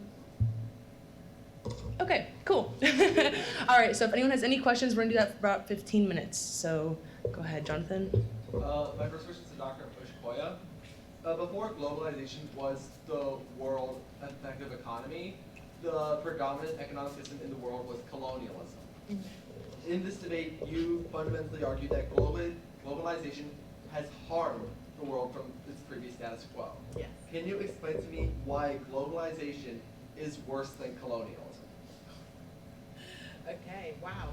I don't think globalization is worse than colonialism. I think colonialism was one of the worst things that could have probably happened to a lot of countries in the global south.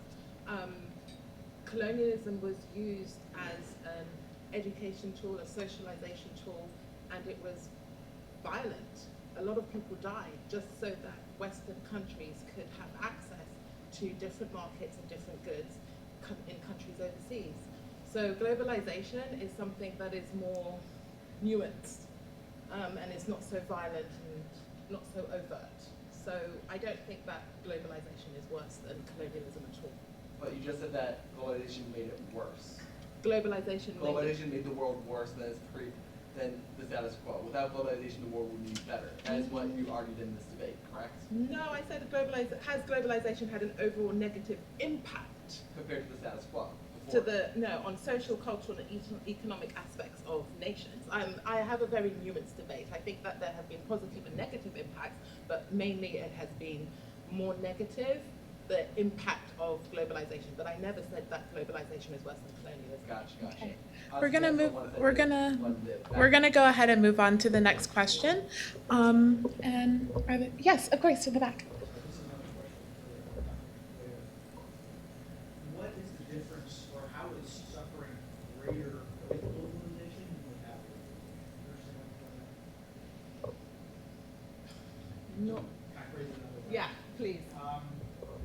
How is suffering, or does globalization bring about greater suffering than the conditions that exist before globalization? Oh no, I don't believe that at all. I think there have been a lot of positive impacts of globalization, and I think that, for example, global poverty has decreased. That is a sign of the positive impact of globalization. But the fact that inequality between countries has increased and within countries has increased is a major side effect of globalization.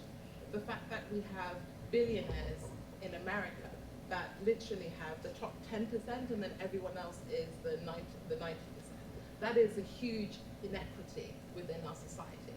The fact that America is the richest country in the world and yet we still have poverty, that's an inequity. So for me, I don't believe that globalization is like completely all negative, but I do believe that there have been some impacts that have been definitely. Yes, Abby. So I believe you said during the debate that globalization increases the number of people. What do you say to the studies that basically say that that is a direct impact on human trafficking and globalization has led to an increase in human trafficking? I'm going to take a fringe stance in opposition to global human trafficking. Bad things, okay? I'm not, I guess I haven't read the study, so it's not super clear to me how it is, global trade would increase the amount of human trafficking unless you're comparing it to a state of the world where countries have sealed off borders. I guess under those circumstances, it would lead to more. The question is, what are those same people going to do when borders are so tight that you can't trade across them? Are they not going to human traffic, or are they going to human traffic to lower bidders within their own country?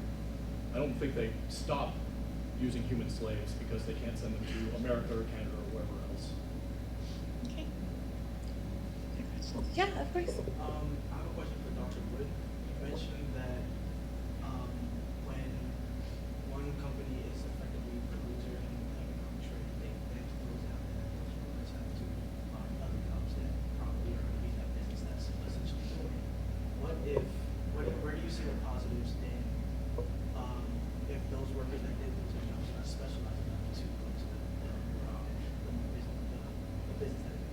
Look, I have no problem acknowledging, and I'm sure Dr. Oshikoya would agree, some people won't make it.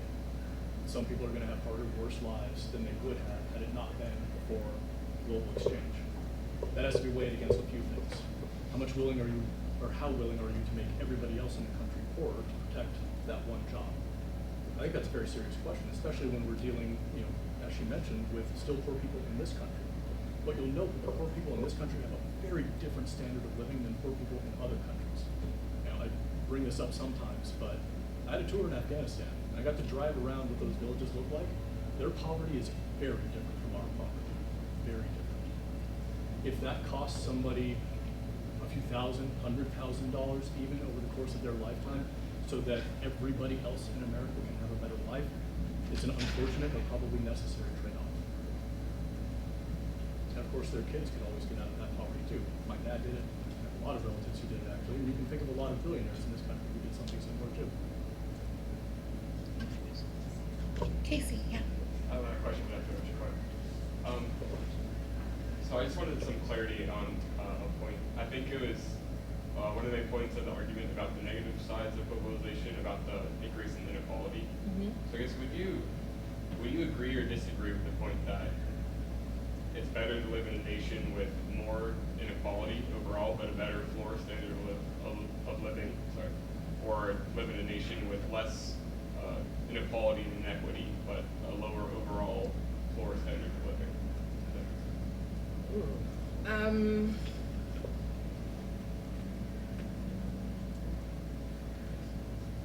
I think it would depend on what standard you're talking about. What standard you're approaching. Are you approaching a standard for like America, or are you talking about more Nordic countries where the standard of living is slightly lower but there's more equality, for example, there? Or are you talking more like Thailand, for example, or Burkina Faso?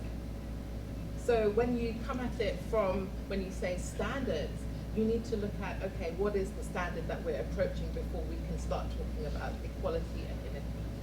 Do you mean between Western countries or developing countries? I would say, I know you talked about the inequality in America, the top 10% versus bottom 9%. Okay. How there might be more polarized inequality, especially economically within this country. Okay. Compared to like developing nations where there might be less overall inequality, but certainly I believe that the standard of living in America would be much better than the standard of living in developing countries, even though there's more inequality. The standard of living in America is very high, but the UNDP report came out, the latest one came out last year, and I think America was number 17 or 19 on the list. So America's standard of living compared to its allies is not that high. So if you want, I would say that it's probably better to live in a country where there is more equality, but then in essence, where would that country be based? And standards of living, because going to a developing country, my standard of living would be higher. So in essence, I would be raising the inequality within that country because I'm an expat. So it just depends where you're coming from. Sure, yeah. It's a good question, right? You don't have to choose.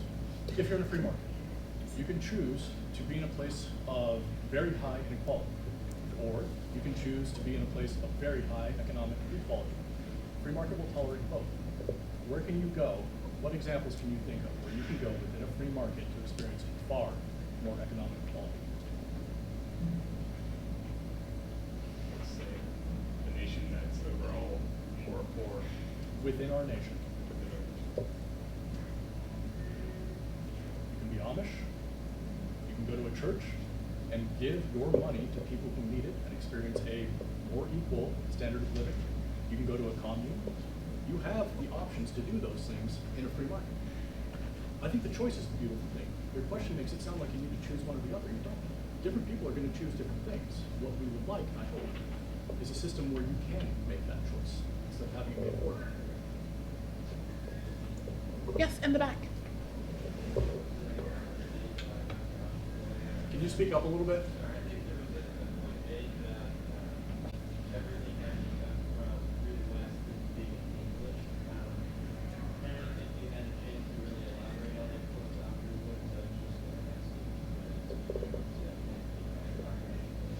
I did mention something about that, and I'll let Dr. Oshikoya answer this as well.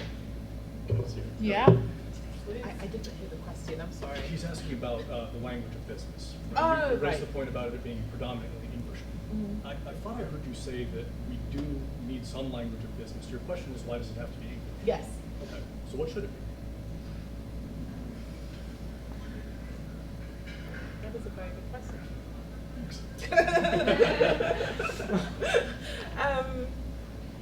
I think it's good to have a common language, but I think that our over-reliance on English being the dominant language or the only language that most people can speak, especially in the West, I think leaves out a lot of cultural nuances. So, for example, just knowing a few words in a person's language can really break down barriers if people are feeling a little bit overwhelmed or want to fight you in a meeting, for example. So knowing some cultural variations and niceties, I have found can be very helpful in situations. Okay, so it sounds like it's okay for there to be a business language. Good if both partners know a little bit about cultural context, maybe a couple of words. Yes, but then in essence, why should that shared language be English? Why couldn't it be French or German, for example, It used to or be French. Arabic, or Mandarin? Why not? I mean, why does it have to be English? Mainly because the most more powerful countries are English speaking, so that's why it's more dominant. So that is why English is the most prominent and dominant language. But the UN's 5 official languages includes English and 4 other languages. So maybe we should start looking at being more culturally relevant and knowing more languages. I think that would also help culturally people in the West know more languages. So, Did that clear things up for you?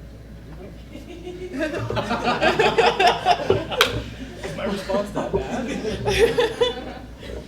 Abby, go ahead. I was just gonna add that I think also when you're talking about like business and trade as first, like English being a language, like that's the reason why I think it's kind of like throughout, you know, like I said, like instead of just saying like culturally we all want to speak English now, it's because you want to have like a common business language.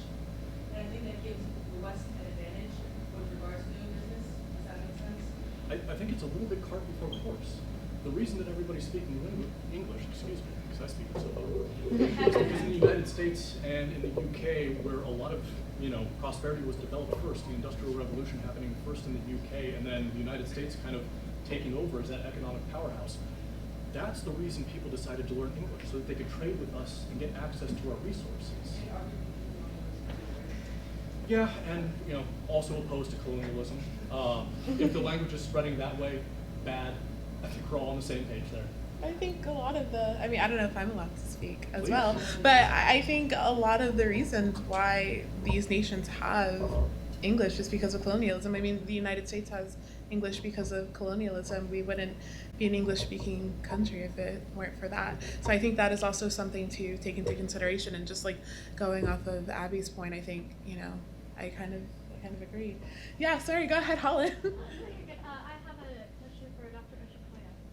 You have mentioned sometimes in an answer to several questions, mentioned the gap between that top 10% and the 90%. So what do you, in your opinion, think that people of our generation and even the generation after us can do to start help close that gap just a little bit?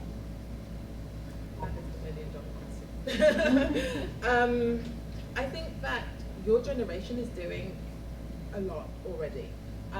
The fact, and it's because of globalization. I mean, I will just mention one thing, TikTok.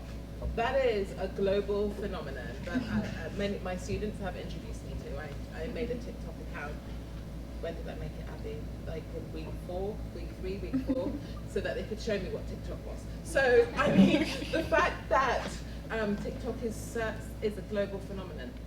You guys are interconnecting more. The fact that climate change is a relevant issue.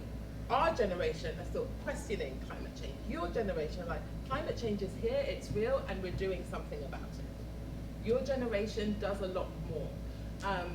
So I don't think I could tell you what to do. You should be telling me what you are doing. Because your ideas, I think the one thing that your generation has, you guys think more outside of the box. We are very constrained in our thinking based on how we grew up and our cultural environment. You guys are like just tearing up the rule book and just doing your thing. So I think I commend your generation for doing that, and continue to be. Like you have way better ideas than we do, because we're the ones that help to forward or help to allow climate change to be what it is. Brooke, yeah, Chris. Do you not attribute that ability to think outside of the box and kind of collaborate in position a result of globalization? No, because that has been happening before. That has always happened before. Globalization has just facilitated it. It's just helped it a lot. But that has always happened, definitely. Okay. I have a comment and then I have a question for you. So,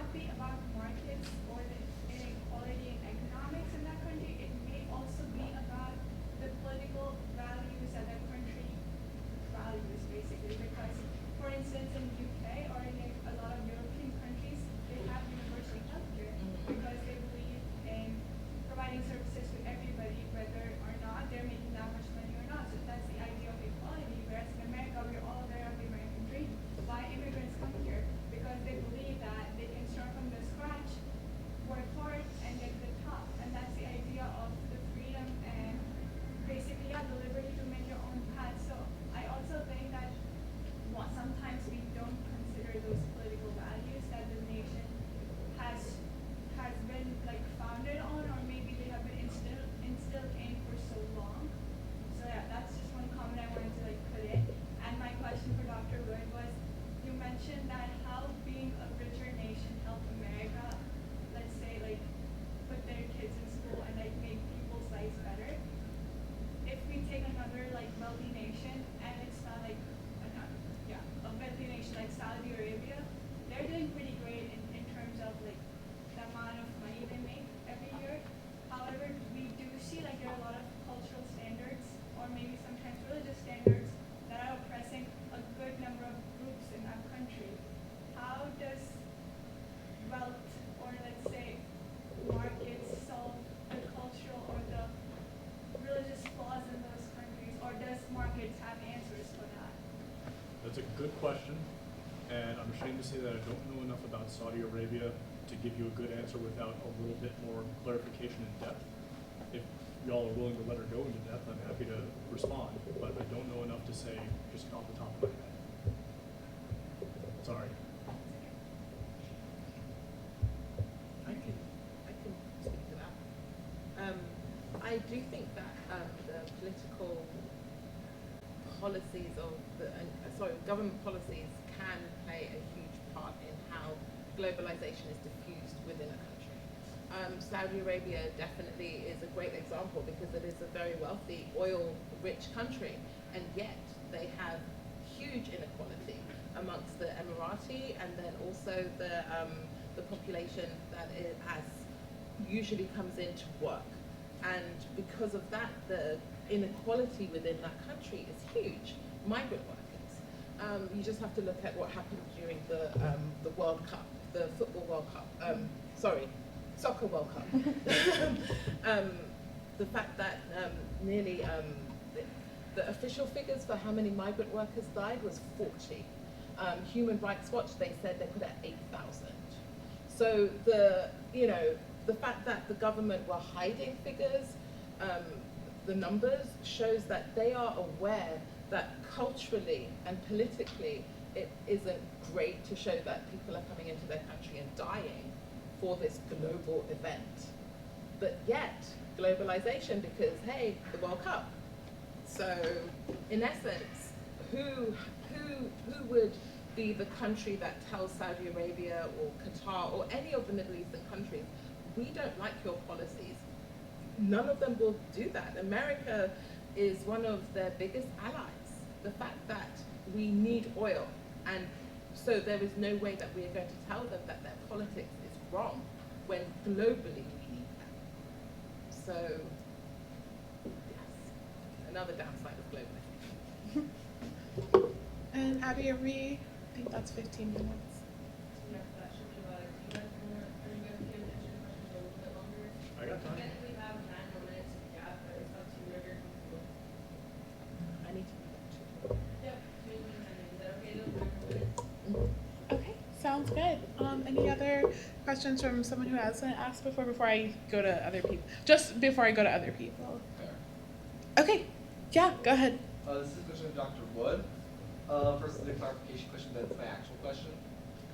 Just making sure in the forum debate, your main point was effectively that the expansion of global trade is net beneficial to the individual quality of life, right? Yep. All right. So when operating in separate sovereign states, companies will tend to shift their production lines to those with weaker economic and labor policies, basically making sure that they don't have to pay costs such as wages or standards in order to make sure that they can get their products for the lowest cost in terms of the production line. You mean lower wages, not no wages? Yeah. Okay. Sometimes it's no wages though. Is it? Thailand fishing industry. Do tell. Basically, Thailand is so economically bound by the foreign demand of shrimp and other fish proteins. This was in the previous actual event with Dobrin.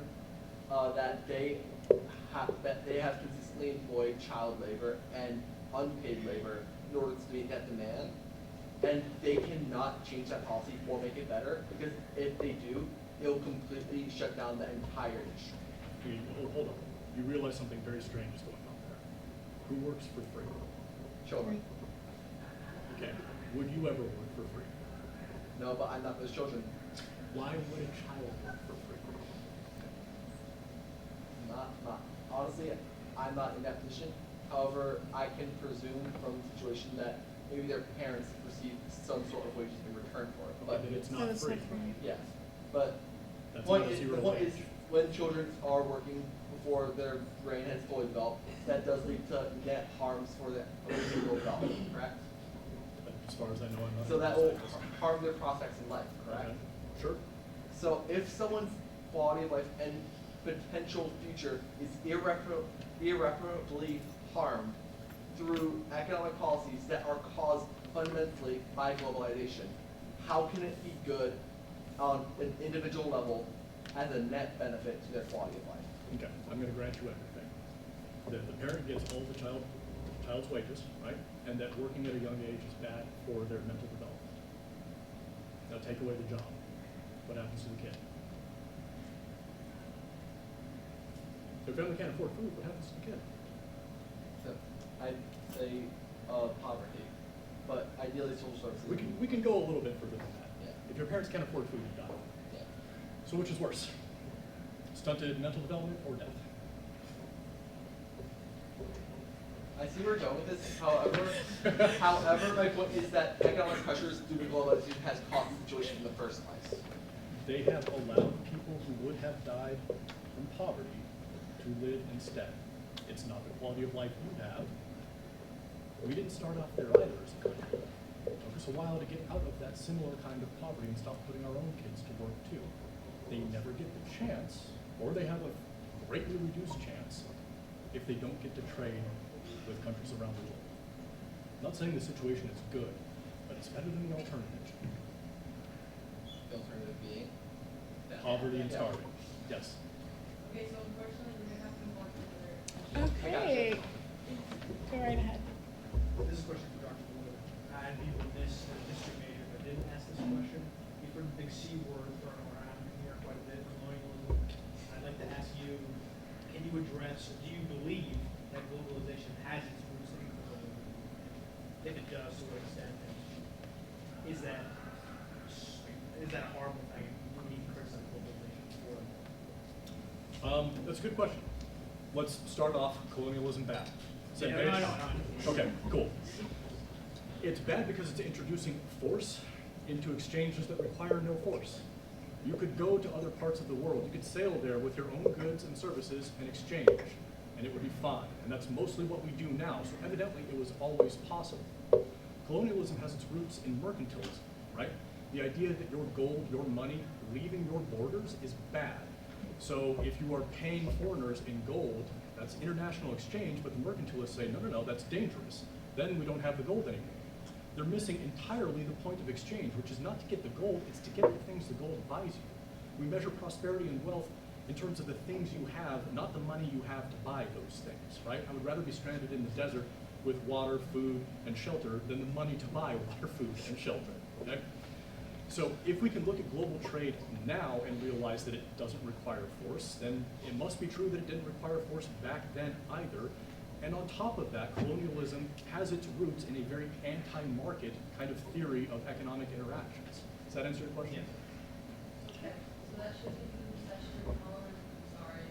You guys can catch my after if you want, but we're just gonna say thank you guys so much for coming, and we need some money.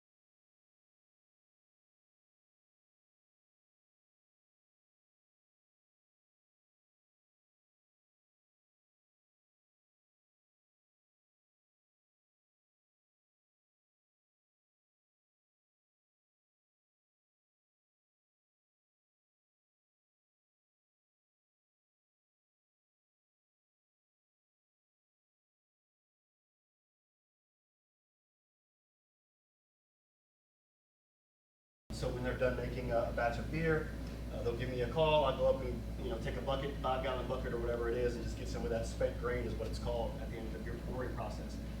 Most of the time, that stuff either ends up in the dumpster, or at best, it'll go to a farmer for animal feed, where those cows can then produce a bunch of methane that goes into the air anyway. So we figure this is kind of the best way to recycle those grains into something that is more fun, useful, tasty, and hopefully sustainable. So a little background on me. I grew up in Virginia Beach, born and raised, and went to Virginia Tech for a degree in information technology, which I benefited from, but clearly I'm not using much of today. A little bit actually. So that was my focus. I was dead set on programming video games when I went there, and learned after the first semester that I was not in that class of programmer. I was kind of a few tiers below. So switched over to information technology and got my degree in that, and went to work in corporate America for 16 plus years for a healthcare company, doing data analysis, reporting, some managing, all that kind of stuff. And it got to a point where I didn't feel like my purpose in life was being fulfilled there. It was really a good job, great pay, great benefits. I'd been there, like I said, 15 plus years, and it was a lot for me to even consider moving on to something else.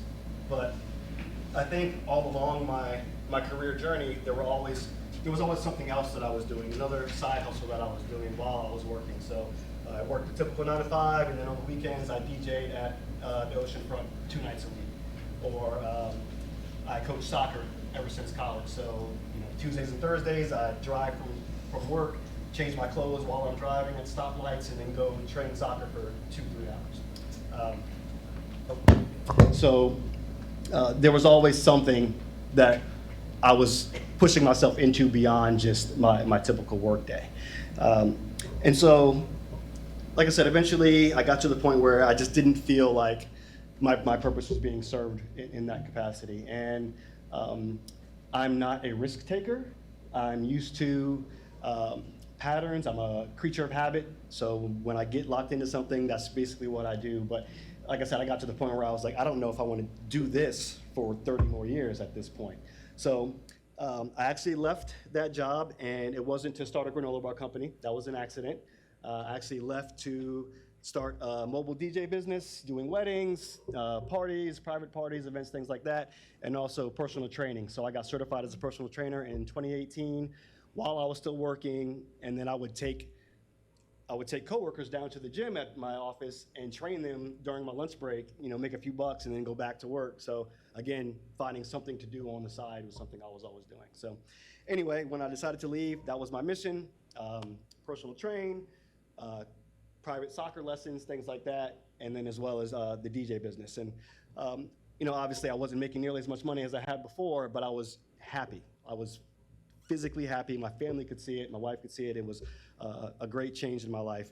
But the funny thing that happened is those businesses, while moderately successful, they weren't really scalable in the sense that I'm one DJ. Unless I hire more DJs, I can't really expand that business.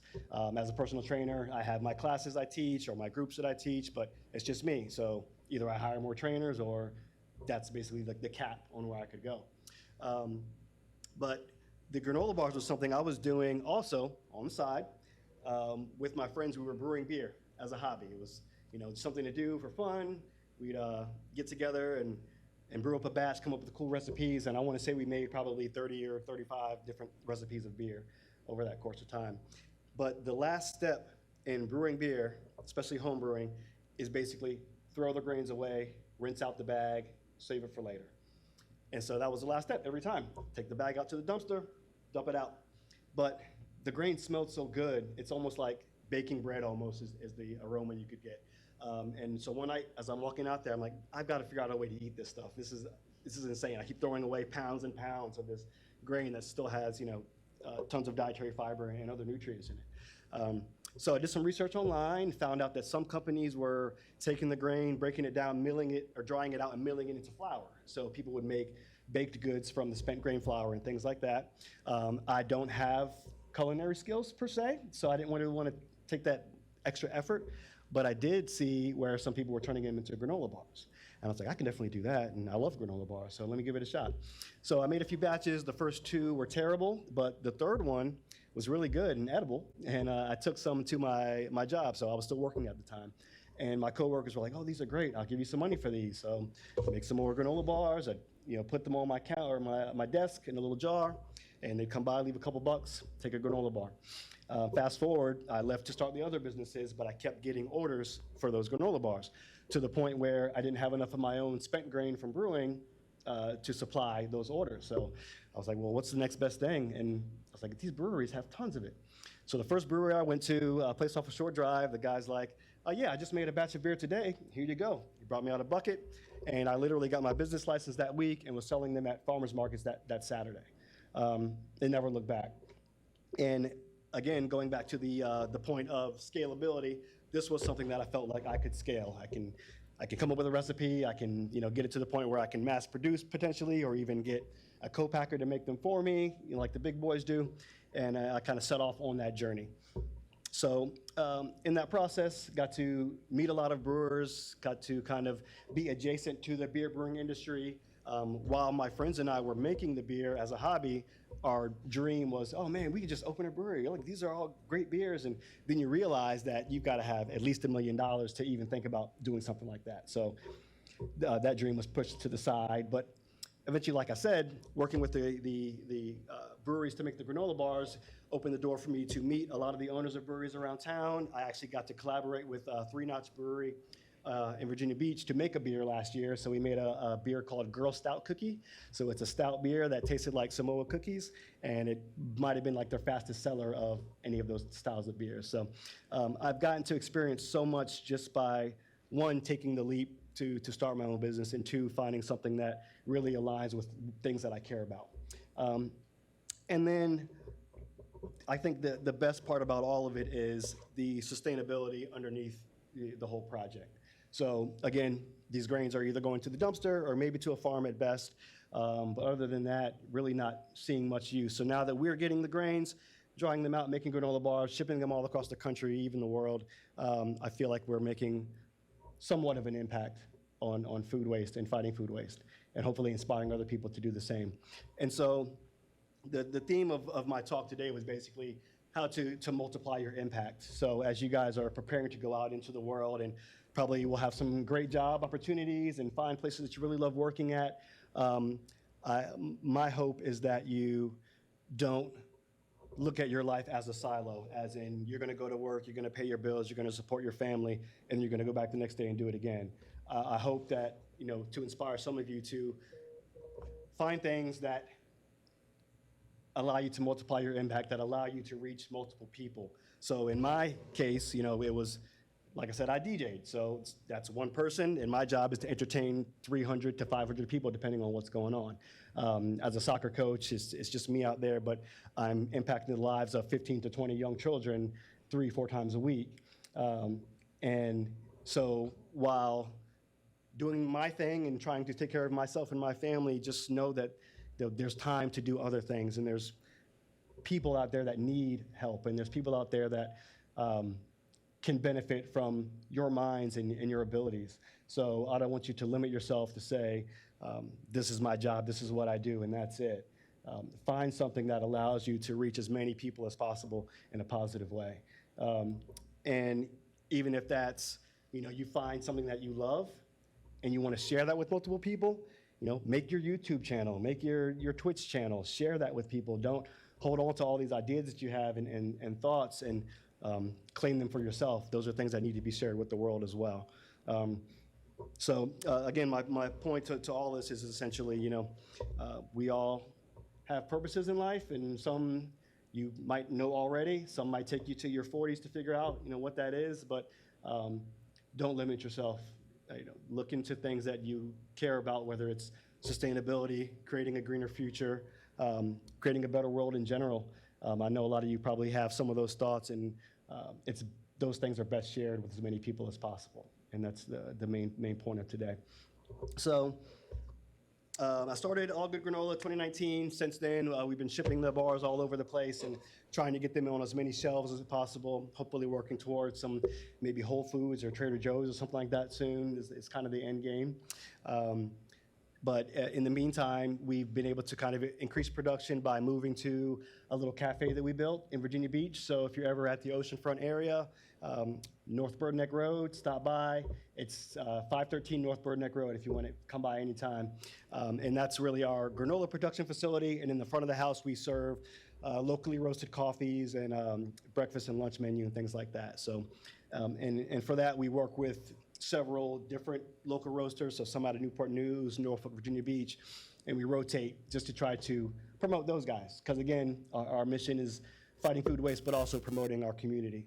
And so we promote all the breweries we work with, and we try to promote local artists within our cafe as well. So everything on the walls you see is by somebody in Virginia that made it. So that's really kind of the next phase of all of this, is that now I'm out of my home kitchen finally. My wife has her kitchen back, which is, it makes everybody happy. And it's just a way for us to, again, increase production, meet the community, share the bars with people, and, you know, makes me feel like an actual business owner now. So yeah, I have a brick and mortar that you can come to and hang out anytime you guys want. Free Wi-Fi, get your work done, whatever you need. So to kind of wrap up,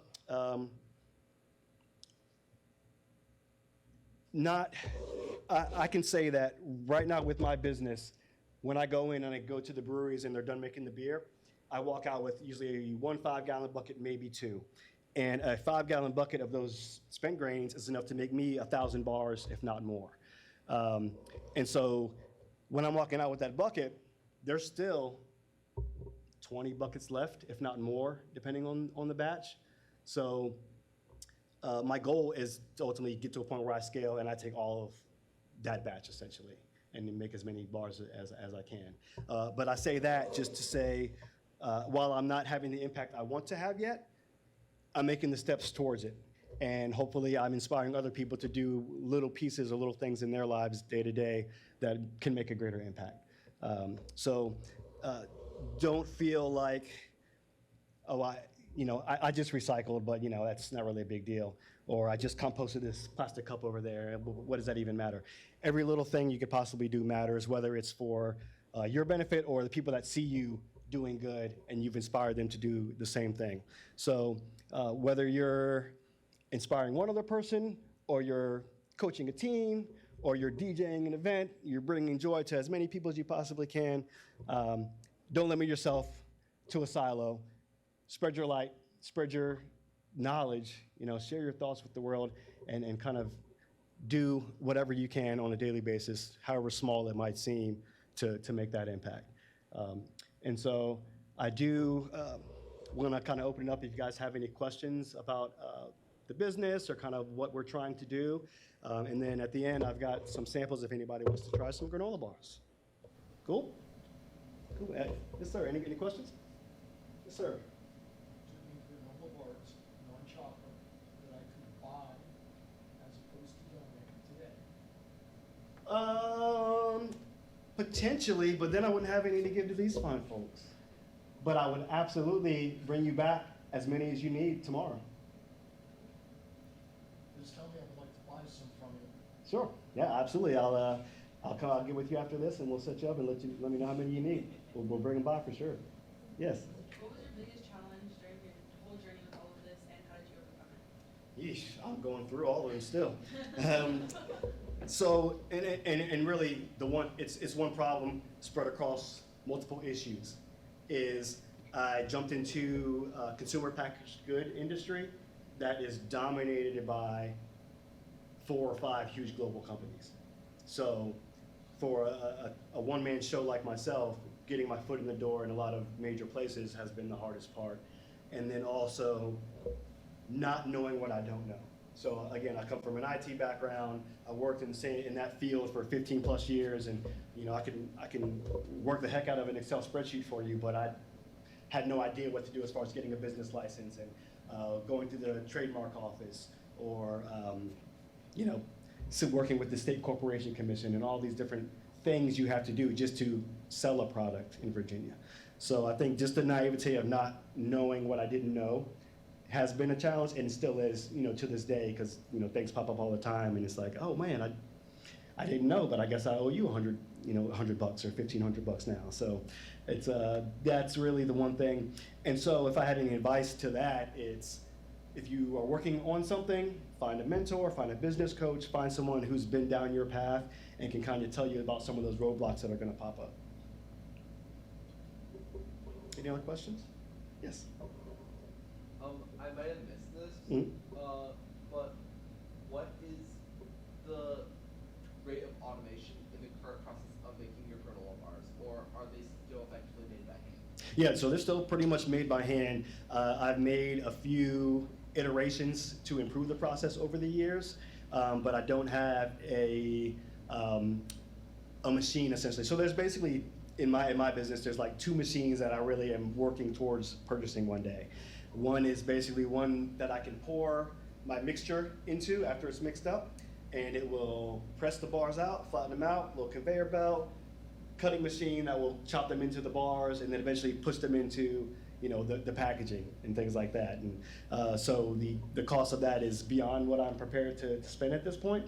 So I'm basically doing most of it by hand. So I'm taking the granola home, or excuse me, taking the grains home from the breweries, drying it out in a huge convection oven over a period of hours, kind of low heat or whatever, taking all that out, and then I prepare kind of the oats and nuts that go into it, prepare the honey and brown sugar and all the other ingredients together, mix it all in a big bowl.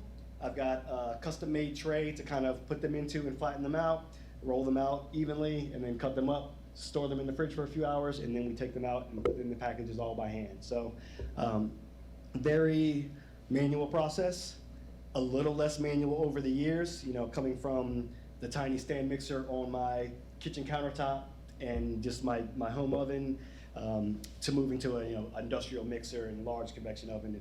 And that's kind of the midway point. Next step, big automated machines that can do all the heavy lifting for me and take care of it. So that's kind of where we are now, though. Yep. Yes. How do you think adding these larger machines will affect your sustainability aspects? Sure. So it wouldn't be a large burden power-wise. Essentially, it'd be pretty similar to what I've got going on now anyway. So it's one of those things where you've got to weigh the costs. So if I have the machines that maybe use a little bit more power than my hand rolling, it does allow me to make more of the granola bars, which then allows me to recycle more of that spent grain. So I think the overall benefit of being able to use more of the waste product outweighs kind of the extra power usage. So, yeah, of course, yes. How would you say when to move to or when to start preparing for the next step? Like when did you feel like you knew to get a physical location? When did you feel like you could ship more locations? Sure, absolutely. So for me, it's been, I kind of set milestones from the beginning that if I got to a point where I'm selling this amount of bars at every market, or I'm selling out, or things like that, then I know that I can, 1, increase production, and 2, reach out to different wholesalers and hopefully get the bars on certain shelves. As far as moving into the new location, it was a point of, 1, I was getting so many, no, I won't say so many, but I was getting large orders to the point where it was a burden on me and on my wife to commandeer the kitchen for days at a time to fulfill an order of several hundred bars kind of thing. And so I just got to the point where if I wanted to get into some of these larger locations, physically I needed a space to do that. And so it was, for me, like I said, I'm not a huge risk taker, so it's always, I need something to kind of push me there. And in this case, it's, you're getting the orders, you physically need the space, and so we kind of made that move then. And so my kind of next milestone is, okay, now I've got these larger orders and kind of maximize this space. Can I get the machinery to help me out? Or do I need to go to an outside organization to co-pack for me and make my product for me? So that's kind of what I'm looking at next. Yes? On the subject of risk-taking, when you were leaving your old job and going more into doing things that you love more, was there a specific moment where you were like, oh, I shouldn't have done that, and I guess just how did you get through that? Sure. So to rewind a little bit, like I said, I ended up leaving my job in April 2019, but in 2018 is when I got, certified as a personal trainer because, again, not a huge risk taker, but I tried to line myself up so that when I was ready to make that leap, I was somewhat prepared. And so then when I finally got out and did it, I don't think I really I've had that feeling over the course of some years, and generally it comes after, you get knocked back a bit, or you lose a big sale, or you lose a client, or something like that. And for me, I tell people all the time, when I was working in corporate America, it's a great job, as I mentioned, but I was really stressed out a lot, and when I work on something, I give all my effort into it, and I would do that day in and day out. And it got to the point where I felt like I was so stressed, but I was always stressed for the benefit of someone else. I was working so hard to help someone else make a lot of money, and they would give me what they gave me, and it got to the point where I was like, if this company thinks I'm worth this much salary, how much am I worth to myself? And so that's what really prompted me to go ahead and take the leap. And so even when I had some of those setbacks in my own businesses where I was like, gosh, man, I really wish I could just get that steady paycheck and kind of not have to worry about what I'm doing next. It always came back to I'm just so much happier now. And I told my wife that back then, and my mom and everything. I was like, I've never been this broke before or this happy. And I think I'll live with the happy, and we'll figure out the broke part later. So, yeah, if you can afford to do that kind of thing, I'd say go for it. Yes. Let's get back to the Girl Scout cookie beer. Yes. Is it still in existence? Did you have any pushback from the Girl Scouts? Yeah. So I did not, fortunately. Again, that's one of those things in business, though. You never know who's going to come ringing your doorbell. There's a lot of Girl Scouts. Yeah, exactly. No, it's not available anymore.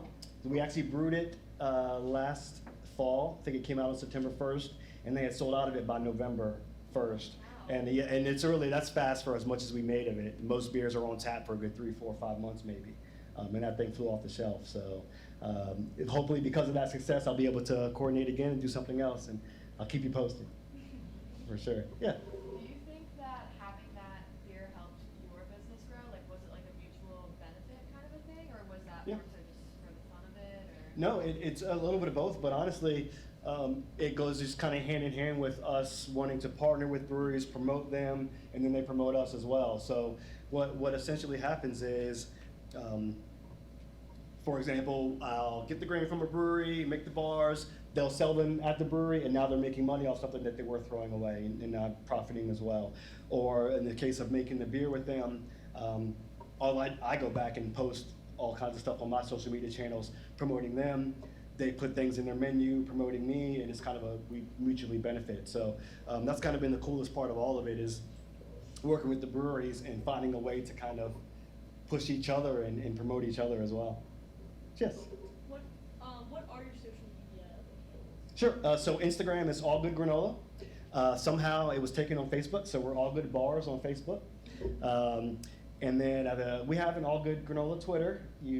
I'm pretty ashamed that I don't post there often enough, but we have one. And I believe we have an All Good Granola TikTok, but don't go there because I'm sure there's a bunch of cringe stuff that I don't want you to see. I'm just kidding. You can totally go there and follow me. I'll be posting stuff there soon, I promise. Yeah, for sure. And we actually have some interns from University of Florida helping us out this summer that are going to take over some of the social media stuff for me and give it a nice college edge that I'm looking for. So if anybody else is interested, meet with me afterwards. I'm happy to get you to do some cool stuff. Yes? How many employees do you currently have? It's just 2. Yep, so just 2, and then everything else is family help. So my mom will come into the cafe and kind of help me run things, take orders, wipe tables, stuff like that. My wife will come and either help at the cafe, or she'll work farmers markets for me and things like that. And as soon as my kids are old enough, they'll be in there too. So yeah, it's a very streamlined operation at this point. And until it gets to the point where we need to bring on more people, we just try to keep it that way as best we can.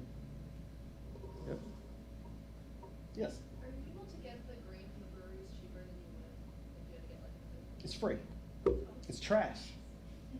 So a third of the ingredients in the bar, or close to a third, it's free.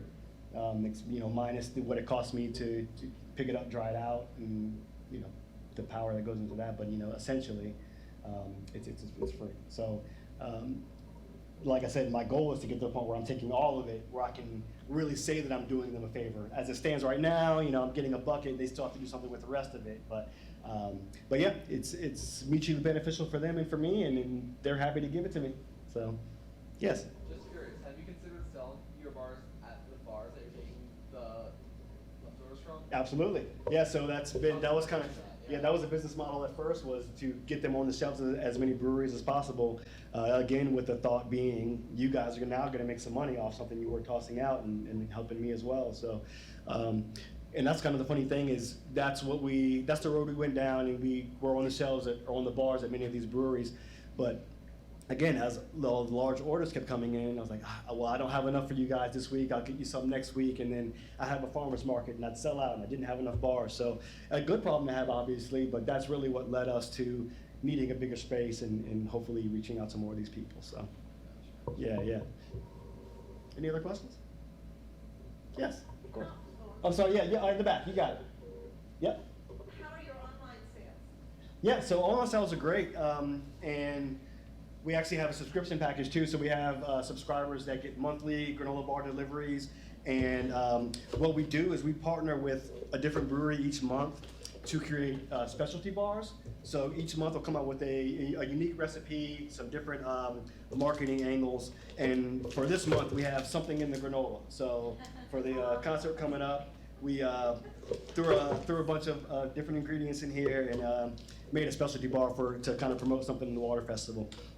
And so all of our subscribers will get either a 12-pack, a 24-pack, 36-pack, and then 1, 2, or 3 of the specialty bars each month kind of thing, and other little odds and ends, gift cards or whatever. So we have the subscribers, and then we have just regular online orders. People hop on there and just get bars shipped to them. So we ship, like I said, all over the U.S., Canada. I don't know if we've been in all 50 states yet, but getting pretty close. Yeah, so right in front of them. Yeah. How many bars do you think you make on a daily basis? So, anywhere from about 200 to 300, kind of. And right now, it's dependent on how busy the cafe is. So the whole idea with the cafe was I needed a bigger facility, but I didn't have the capital to get a huge warehouse, that production facility, so to speak. So I had to get a retail location, but in order to do that in Virginia Beach, you have to have a retail aspect to that location. So I figured, coffee pairs well with the bars, something to grab and go in the morning really quick. We can make a little light breakfast and brunch lunch menu, and just kind of where we can, we put the granola on top of some of our items. So oatmeal with granola, yogurt parfaits maybe with granola, things like that. And yeah, so that's pretty much how that all came about. And yeah, like in a day, it's like today I made 200, and depending on how busy it is, we can do 300, 400, no problem. Yeah. Yes. Can you talk a little bit more about your engagement trying to get your foot in the door with larger companies? Sure. So it's really all I've done from the beginning is a lot of face-to-face marketing. So I do my best on social media, and I try to get the word out, and that's really been pretty good as far as driving traffic and driving online sales. But there really is no replacement for word of mouth and for personal interaction.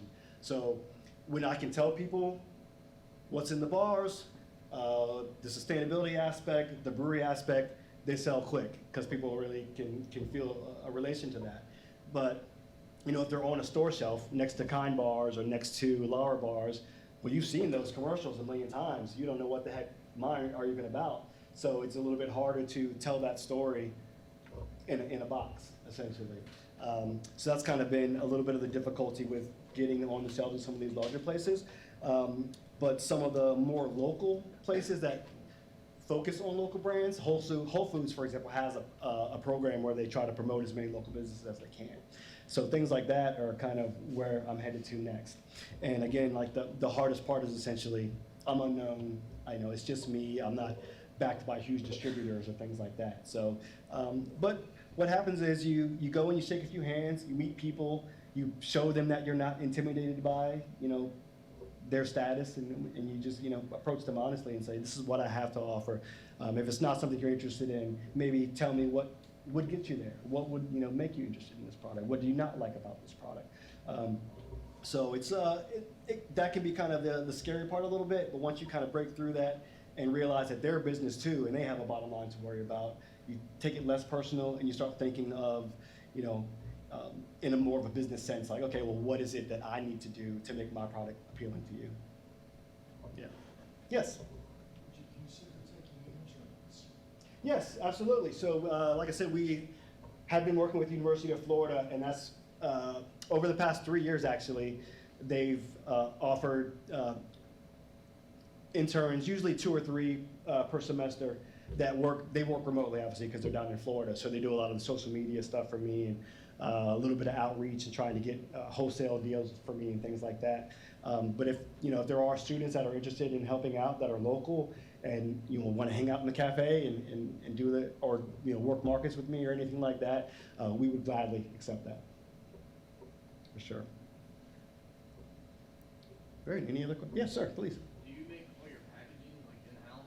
Yes. So what I showed you, these little specialty bars, these are our old packaging. So essentially, we get the little packages from Amazon.com.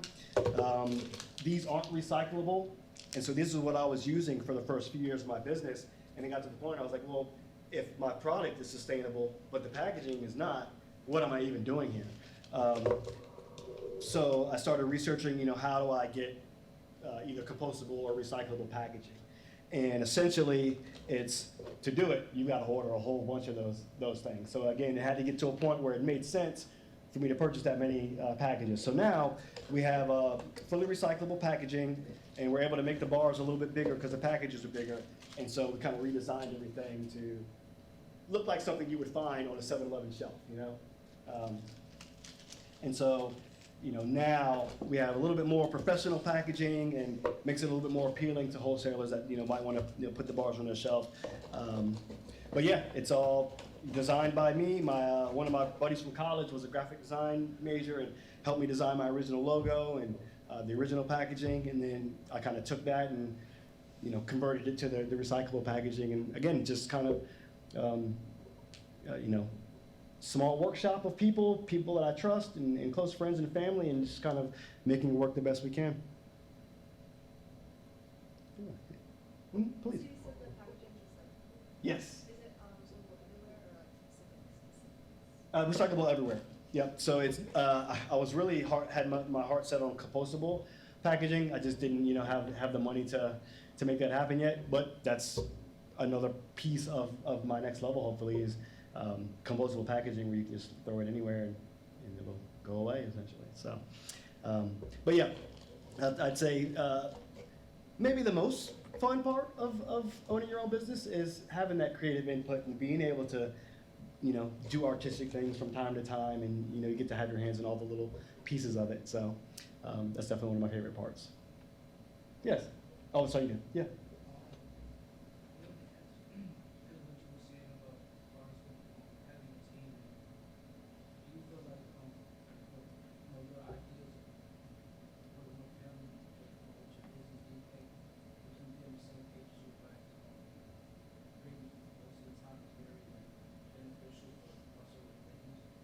Yeah, so it's good and bad because, with a smaller group of people, there are less opinions.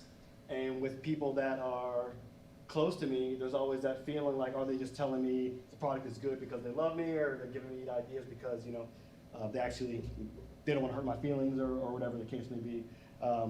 So I've always tried to put that on the table at first and say, you know what, you're not going to hurt my feelings. Give me honest feedback. This is for my benefit, it's yours as well. And let's really approach these things honestly. So, yeah, it's good and bad. It's good in the sense that I don't have all these different noises or input coming in, and I can kind of choose which works best for me. But please don't go yet. You can't be the only one who doesn't get it. You had such good questions. So you miss out on maybe all the options out there, but at the same time, my brain isn't clouded with all these different things that I could be doing. It kind of whittles it down to just a few. And then as long as you're kind of open with your small team about what you're looking for, and kind of feedback you want, it can be really beneficial.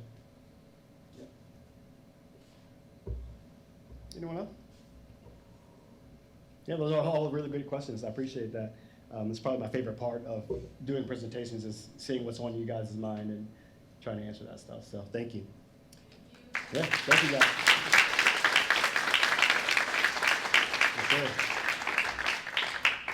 Yes, so I have about 20 granola bars up here. I thought it was going to be a smaller group, but please, first come, first serve. If you'd like to come grab some, or if you'd like to share some with your table or friends or things like that, I'm happy to do so. We have 5 flavors. Cranberry almond is the original flavor that started it all. Coconut mango is a favorite of our vegan or vegetarian community because it's made with coconut oil instead of butter. The other granola bars use butter. But it does have honey in it, so if anyone doesn't do honey, we actually do offer a fully vegan version that swaps out the honey for agave syrup. So that's one of our specialty bars we do once a year. We have chocolate cherry stout. It's another fan favorite. Blueberry hefeweizen. And pumpkin spice Oktoberfest. All right, so I got a few of each. Just come up, let me know which one you want. And I'll make sure I'll have as many bars as you need this weekend. Again, thanks again, guys. I appreciate you. Thank you very much.